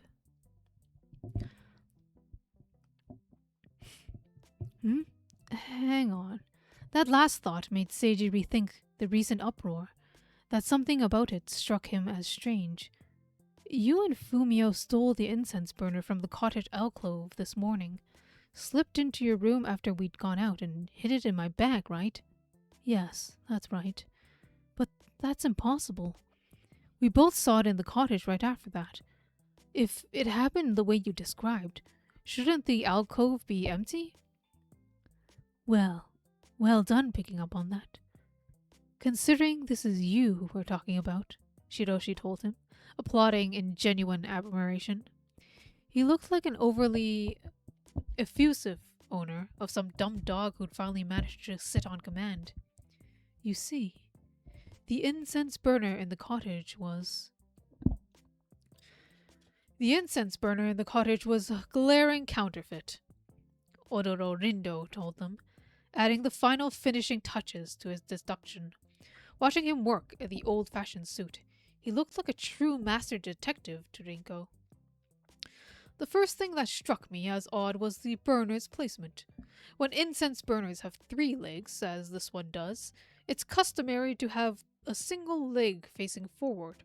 This morning, however, it had been completely turned around. It's hard to believe that a man as fond of antiques as Akito would make such an error. So it only seemed appropriate to assume that this was someone else's doing. Then, upon closer inspection, pausing, Odoro smiled faintly.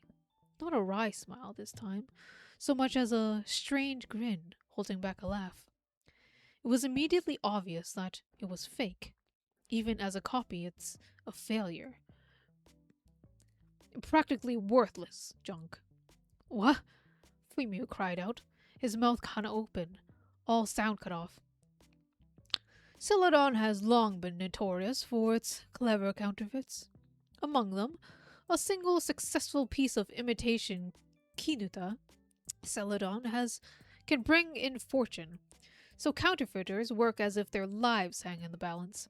However, the craftsmanship on that incense burner was far too shoddy to have deceived a collector as sharp-eyed as Akito. That can't be. It's a cheap fake, most likely made not too long ago. What's more, it's not even Celadon, just a pale imitation that has a similar texture. Were it to be sold at the souvenir shop, it would cost 2,000 or 3,000 yen at most. So if someone purchased that from an antique shop for several 100,000 yen, the merchant must have considered them far easier marked than their regular clientele. Don't give me that! I bought it for 1.5 million yen from a dealer. With an eye for this type of pottery. He said it was a deal of the century. Oh? I don't believe I ever said it was yours. Fumio choked and fell silent, looking like an animal who stumbled into a trap. Gazing at the man with disdain, Odoro gave a small, contemptuous smile. In all likelihood, immediately after Akihito's body was discovered, the first person in the scene that had left the room, you took the opportunity to switch the incense burner with your own counterfeit. Then, once the guest room was empty, you slipped the stolen burner into their luggage, at which point the identity of Akihito's murderer would seem self-evident. You've got no proof. You can't prove the burners were switched either. You can't even prove that it's mine. The man's desperate scream quivered. His voice cracked. Odoro immediately fired back. There is proof. It's behind you at this very moment. Huh? He snapped his fingers. The door slid open, and Miss Furuhashi appeared, looking bewildered. In her hands, she held a cedar wood box inscribed with the year it had been made. Odoro must have given her instructions earlier. The moment Fumio saw it, his lips began trembling. It can't be. Yes. This is an item from your collection, brought from your room. No doubt you know what's inside. The object that appeared from the box was the Kinuta Celadon Hakamagoshi incense burner that looked exactly like the one in the alcove. Or rather, a forgery of it. It should be around here. Ah, there it is. Reaching for the incense burner's dome-shaped silver lid, Odoro pulled a slender thread from a gap in the metalwork. It looked like a single strand of light-colored hair. This morning, I put one of my own hairs into the incense burner that was in the cottage alcove. The fact that I found it here is an incontrovertible proof that they were switched, is it not? Completely backed into a corner, Fumio slid down to sit on the tatami. Right at that moment, Mr. Rindo, it was the mother, Tsuruko, You don't suppose you could end the investigation here, do you? As she spoke, Tsuruko held out a mound of bundled bills that had emerged from a silk-wrapped cloth. There were 2 substantial stacks. There had to be at least 10 million yen on there. Oh, you've outdone yourself. As the price of my family's honor, it is a mere trifle. Please accept it. She spoke in a matter-of-fact way, her profile as expressionless as stone. Fumio, meanwhile, was clearly shaken. His pale lips quivered. But Mom, that's... Don't you dare call me Mom. It's nauseating. The hatred in her rejection drained any remaining color from Fumio's face. Tsuruko looked away, disgusted. The former head of this family fathered you with a geisha. I might have adopted you in order to avoid a scandal, but I have never considered you worthy of my love. My only children are Akito and Ringo. Her eyes held all the fury of a mother whose son had been killed. Dumbstruck, Fumio backed away. He shook his head like a little boy throwing a tantrum. Then why did I? I was just trying to protect this family. The family? Rinko echoed. She gave a scornful little chuckle. You were protecting yourself. Any note that girl left would have obviously been an apology to her husband. You thought she named you as the father of her child. That's why you attacked Akito.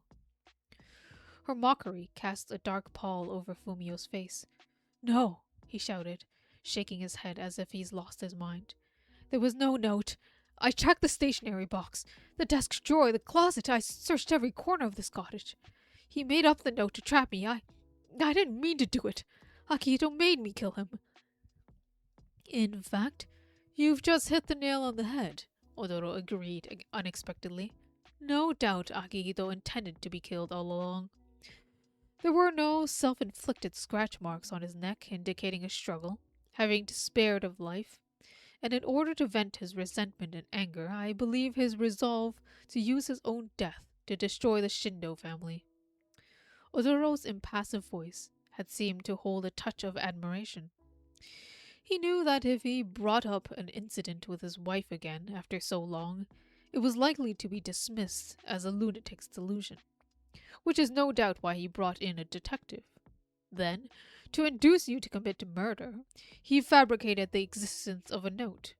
In a way, one could say that he indirectly forced the family to commit murder-suicide. What the man was describing was so selfish that Rinko cursed in spite of herself. What an outrageous nuisance! Men are all so self-centered. Oh, but weren't you the one who instigated this affair? Rika looked up in shock to see a single piece of paper in front of her. It had a simple design, ruled lines on the plain white background. From creasing. It had been folded up quite small. It showed one line of text in poor, clearly disguised writing. Only the husband doesn't know who the father of her child is. I found this in the stationery box a short while ago. This anonymous report is most likely what precipitated the violence. One could call it an incitement to murder. After all, it was obvious that if Akito saw this, his anger would cause him to lose his mind. Then, with a cold glance at Rinko, you were the one who sent this, weren't you? From what I can tell, it appears to be anonymous. Why do you suggest it's mine? Because if I do this, your signature appears. Look. Before Rinko had a chance to utter an objection, Ororo held the stationery up to the ceiling light. Instantly, a crest consisting of a stylized wreath of flowers appeared on what had seemed to be plain white paper. A wreath of white lilies, the school emblem of the St. Catherine's Academy for Girls. However, I'm told the design is so subtle that some students purchase it without realizing its features the school's crest as you did. Realizing she wouldn't be able to talk her way out of it, Rinko slumped. She didn't want to make disgraceful excuses, as her brother did. I did it to protect the Shido family. By making a murderer of the head of the family? This isn't the sort of family that would be unsettled by the killing of one filthy pregnant woman. If it meant my brother would have stepped down from his position as the head of the family, so much the better. It would have been different before, but once he was damaged, placing the family fortunes on his shoulders was a self-destructive act. Rinko gave a thin smile. The accident left my brother unable to bed a woman, so the very fact that she was pregnant was proof of a woman's infidelity. Not to mention the father was that good-for-nothing. She glanced at Fumio out of the corner of her eye. If she was growing the seed of misfortune in her womb, surely plucking it promptly was the appropriate thing to do. As the family's rightful heir, you mean? Yes. It's quite clear who should inherit the Shido family by now, don't you think? This was what Rinko had always wanted to say. Her mother has always doted on her, firstborn son, and refused to listen to her. Even if you killed 2 people? Yes, since they were the worm in the lion, and its spawn, or rather, Rinko gave a stifled chuckle. Perhaps I should call her a lecherous traitor. Don't you talk about her like that! Furious, Fumio scrambled to his feet. He seemed eager to play the knight in shiner armor. Suzuha was sent to us as collateral for a loan. She was practically acting as a human sacrifice, marrying into our family. She spent her days living in fear, caged with a beast, and the person she clung to was me, that's all. No one has any right to insult her for that. Odoro's response was chilly. And yet, you were the one who slit her throat. That's ridiculous. Oh. Judging by your reaction, it appears I've hit the nail on the head. It's clear now why you had to kill Akito last night. As the perpetrator of the crime 2 years ago, you had to prevent the police from opening the case. No matter what it took, no doubt you acted as on Madame Tsuruko's orders, but still, I'm amazed you can speak so brazenly with her blood on your hands, Odoro said derisively. Good morning, Miu. You know nothing. Fumio's cheeks flushed crimson. There was no way she could have survived those burns. Putting her out of her misery was as quickly as possible was a merciful thing. Otherwise, how could I have killed my own child? Well, you knew about the child. Not at that time. If I had, I would have given up everything to be with her. I'm sure she knew that, which is why she couldn't bring herself to tell me. Fumio sank to his knees like a wilted plant, sniffling melodramatically. He went on in a voice damp with tears. I didn't kill Akito to save my own skin. I was avenging him. The woman who was mauled to death by a tiger, and the child she carried. He pounded the floor with his fists. As if I ever regretted that. Followed immediately by, in that case, you may go to hell with a clear conscience. Odoro's eyes were cold. He thumped the end of his walking stick on the tatami. Out of nowhere, a corpse of a bird appeared. Its tawny feathers had a scaly black pattern on them. It was a species Rinko had only ever seen in illustrated guides. What had it been called? A tiger thrush? In a blink of an eye, the bird transformed into a monstrous beast the size of a lion. A tiger? No. Its muscular limbs, implanted in the tatami floor, did seem to have a tiger's characteristic stripes. However, its lashing tail ended in a snake's head, poised to strike, and the fur on its body looked like a tanuki's. And most of all, eek! Eek! With the face of a snarling monkey, it gave a howl that was both shriller and more jarring than a woman's scream. Was this a Nue? Go. Odoro's voice lashed out like a whip. The monster's back arched like a bow or a bow. Then it leaped, jaws wide open, straight at Fumio's frozen form. In a flash, the monkey's fangs ripped through his throat, sending up a spray of bright blood, and Rinko felt her conscience fade before the horrifying spectacle. Seiji had forgotten all about the mirror as he listened intently to Shidoshi's explanation. Huh? It's getting kind of noisy over there. Just as he'd start to wonder what was going on, Shidoshi fell silent. His eyes came to rest on the thick set of plaster-coated double doors. It shouldn't be long now, he murmured. It almost sounded like a prophecy. The next moment, they heard a click, and the light spilled in the darkness. With a heavy creak, the storehouse doors swung open. Are you all right? Incredibly, the figure that appeared was Beniko. She was staring at her master with those large black eyes, looking exactly as she had been when she left them in the front of the Shido residence the day before. Yes, I'm doing splendidly. And you, Beniko, excellent work. Camping overnight must have been quite trying for a fish, even if you were in a car. I'm fine. It was only one night. Seiji's mouth was hanging open. He couldn't seem to process any of this. When he looked closer, he noticed a pair of obviously expensive binoculars hanging around Beniko's neck. So after she dropped them off at the Shido family's front gate, Beniko must have only pretended to start back home and had instead found a hiding place close to them, from where she'd been keeping an eye on the two of them like a ninja. Hang on, that other stuff could wait. Hadn't she just heard something he really should comment on? Is Beniko? Well, shall we be going? Smoothly ignoring Seiji, Shiroshi made for the door. He looked like a stage actor stepping out from the wings into the spotlight. A familiar poem flowed easily off his tongue. Call everyone here, says the master detective, and so it begins. Just any ordinary detective won't cut it. With this case, however.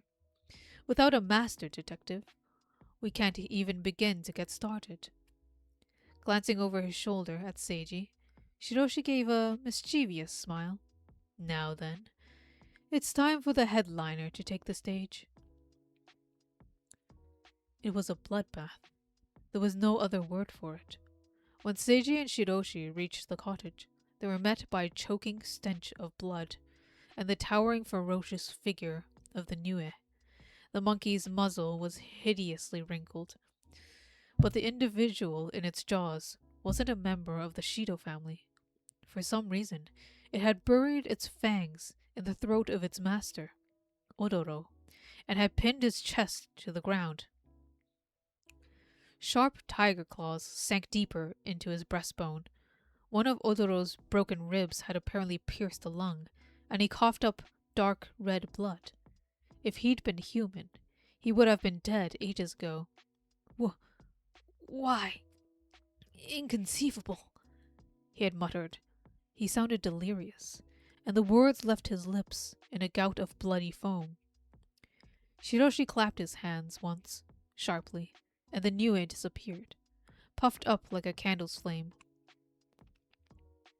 Didn't you know? Kneeling on the tatami, Shiroshi looked down into Odoro's face. There was a thin smile on his lips. You had the culprit right. It's definitely Fumio. However, you failed to reveal his sin in its entirety. If there is a terror in the crime with which the criminal is charged, any and all punishment is transferred onto the arbiter.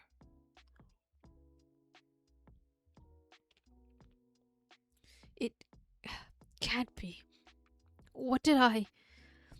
That is precisely what I am about to explain.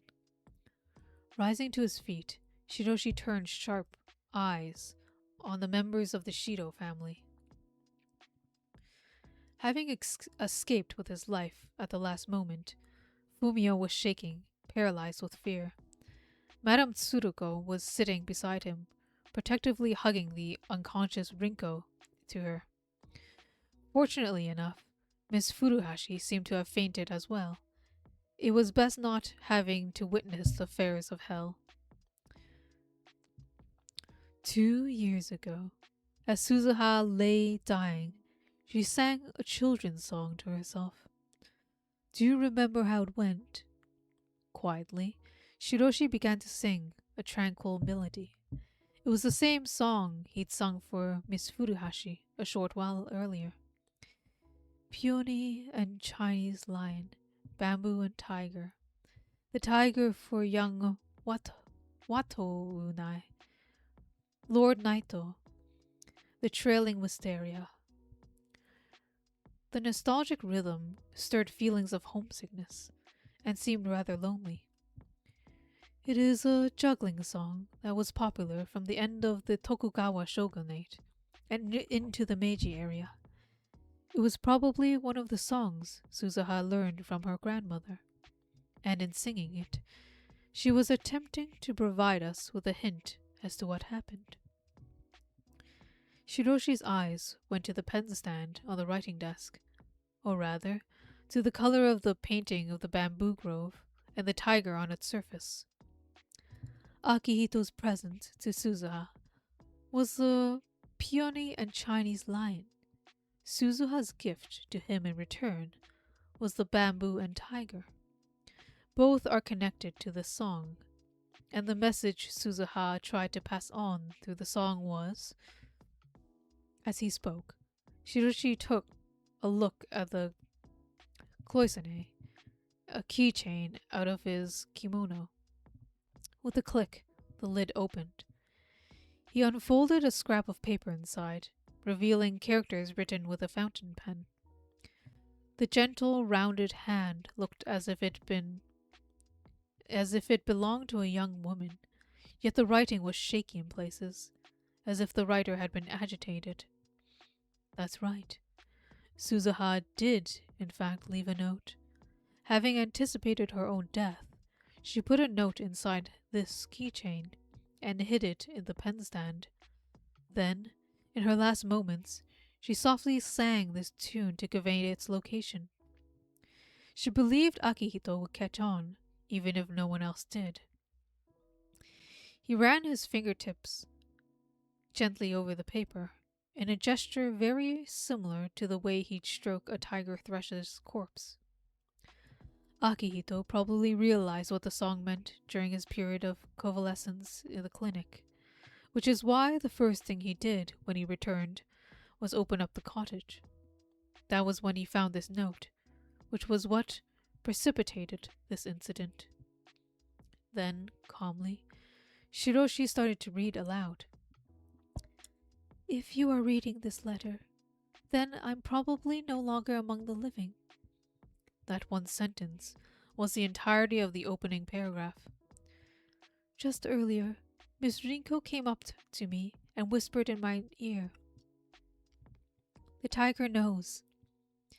As you were getting ready to get out, I saw her slip a knotted letter into the sleeve of your howdy. So I assumed this to be a written accusation against me. When you return tonight, Master Akihito, I've resolved myself to tell you everything. However, in case I lose my life without being given a chance to explain, I have left this letter. According to the letter, the tragedy had all begun with the cat, Mikeko. Its owner had neglected it for so long that it grew sickly, so Suzuha had began diligently looking after it. Doing so had put her in contact with Fumio, who was, in name if not anything else, the cat's owner. They began conversing, and before long he confessed his feelings for her. After that, Suzuha had taken care to avoid him, but one night Fumio had called her to his room, saying that the cat seemed unwell, and raped her, and blackmailed Suzuha into continuing this arrangement. Akihito lost all sense of reason when he was angry, so if he found out what had happened, he would have done something that was no coming back from. The fear that kept Suzuha from confiding in anyone, and while she was still trying to figure out what to do, she fell pregnant. My only wish is for you to keep on living. Please, please find a way to be happy. The cherry blossom buds you gave me when I was a child bloomed more beautifully than any tree. Thank you. You have made me the happiest woman alive. So please, even if you kill me, make sure to find happiness in the end. The letter closed with those trembling words. Both you and I, as well as the members of the Shido family, misinterpreted the meaning of this howdy, thinking it signified a traitor who repaid kindness with evil was a grave mistake. To Akihito, it represented the place where his heart would rest. Shiroshi's eyes went back to the kimono rack, to the Chinese lion reclining beneath dew-covered peonies. Anger, emptiness, despair. These feelings raged inside him uncontrollably. There were the worms in the lion. That was Akihito, a crazed beast, who had only ever felt at peace with Suzuha. That is the true meaning of the Haori. Next, Shiroshi looked at the picture on the pen stand, the solitary tiger, relaxing in the embrace of the bamboo thicket. This is the true of Suzuha's reciprocal gift as well. Bamboo thickets allowing tigers to escape from the elephant, its natural enemy, which is why they have long been considered a safe haven for tigers. In this way, Suzuha was saying that her heart rested with Akihito. He looked down at Odoro, who lay in the miserable state at his feet. Do you see now? People's hearts are how accidents like these happen. To judge their sins, you must first understand their hearts. You only act as if you do, and your arrogance is what makes it possible to trip you up like that. He gave a faint smile, beautiful yet ominous. It was the wicked grin of a demonic god. Next time you try bluffing, I recommend choosing your opponent more wisely. Perhaps you aren't capable of that, though. As the old saying goes, the weaker the dog, the louder it barks. The next second, the moment Odoro had been groaning in agony, and the next, his face had twisted into a hideous expression. His crazed gold eyes glared at Shiroshi as he cursed him. I'll kill you, he spat. The words carried such a stench of blood that Seiji's hair stood on end. Feel free to try. I'll be waiting for you, Shiroshi said coolly. As if to indicate he had no more business with the man, he turned his back on Odoro to face the members of the Shido family. Two eyes, the color of darkness itself, came to rest on Fumio. Vengeance, you say? Don't make me laugh. You threatened, raped, and impregnated a woman, then killed her to protect yourself. The man's voice was just an inarticulate gasp. Shiroshi took a step forward, his eyes fixed on the hell-bound sinner. In Japanese, we write hell using characters whose components roughly translate to where beasts and dogs hold power. It's a place into which those who are even lower than beasts fall, and in that regard, this house is most certainly hell itself. He took another step forward. The monkey rapes, the snake incites, the tiger devours, and the tanuki deceives. Together, The four of you are one monster, the Nue. Looking like a white demon, Shiroshi gave a mocking smile. Then, with a rustle of money fluttered through the air, holding her beloved daughter close, teeth bared like an animal, Madame Tsuruko had snatched up a stack of bills and flung them at Shiroshi. "Stay back, you monster!" she shrieked, her voice filled with a maternal rage, as if she was trying to save all of them, even her stepson from the demon that loomed before them. "Mom," a sob escaped Fumio. It was the second time he called her that, by that name, and this time, Tsuruko didn't deny it.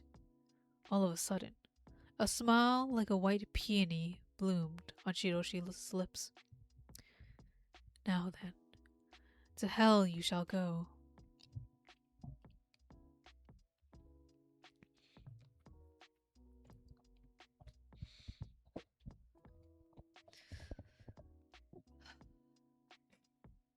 Alright. That was a good fun time. And we shall leave the ending for next time. Maybe I'll just read the ending next time. I want to know the end. Yes, it was a nice ending to murder. I felt like we experienced 2 murder mysteries this stream.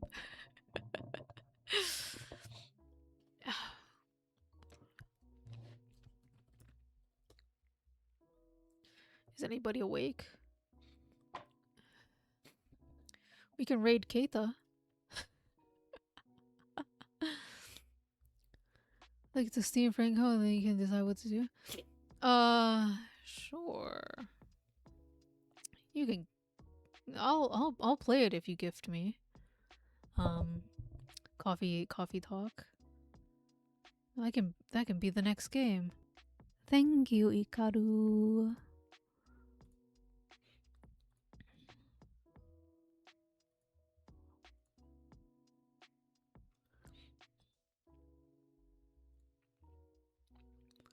Thank you.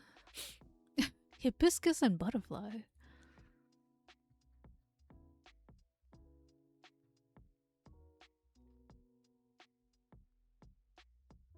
What do you mean? You trade your points for those draws. I'm just happy that I'm just happy you're here to watch. All right. I think it's time for me to good night. I admit, while I was playing the game, I was falling asleep.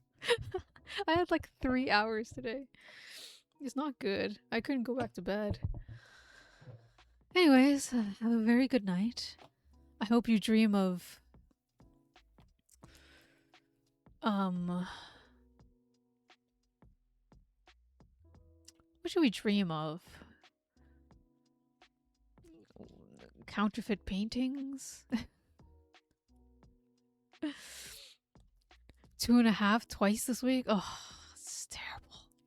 Why? I thought with the longer nights we would be able to sleep more. That's what it means, right? When the sky is darker, you have better sleep. But no. No, it's just all lies. Winter's a lie. Alright, good night.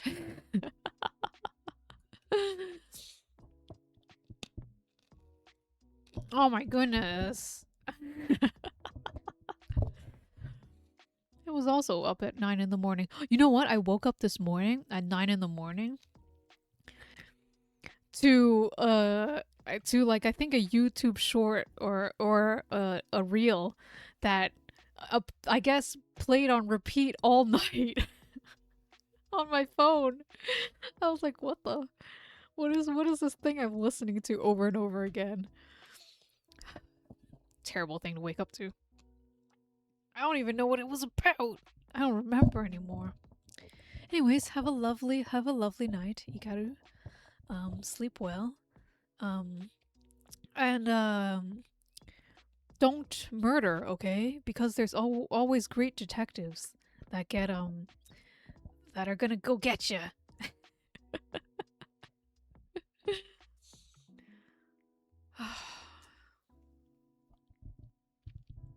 Ah, yes, only murder characters. Not in real life. I would not recommend. Oh, good night.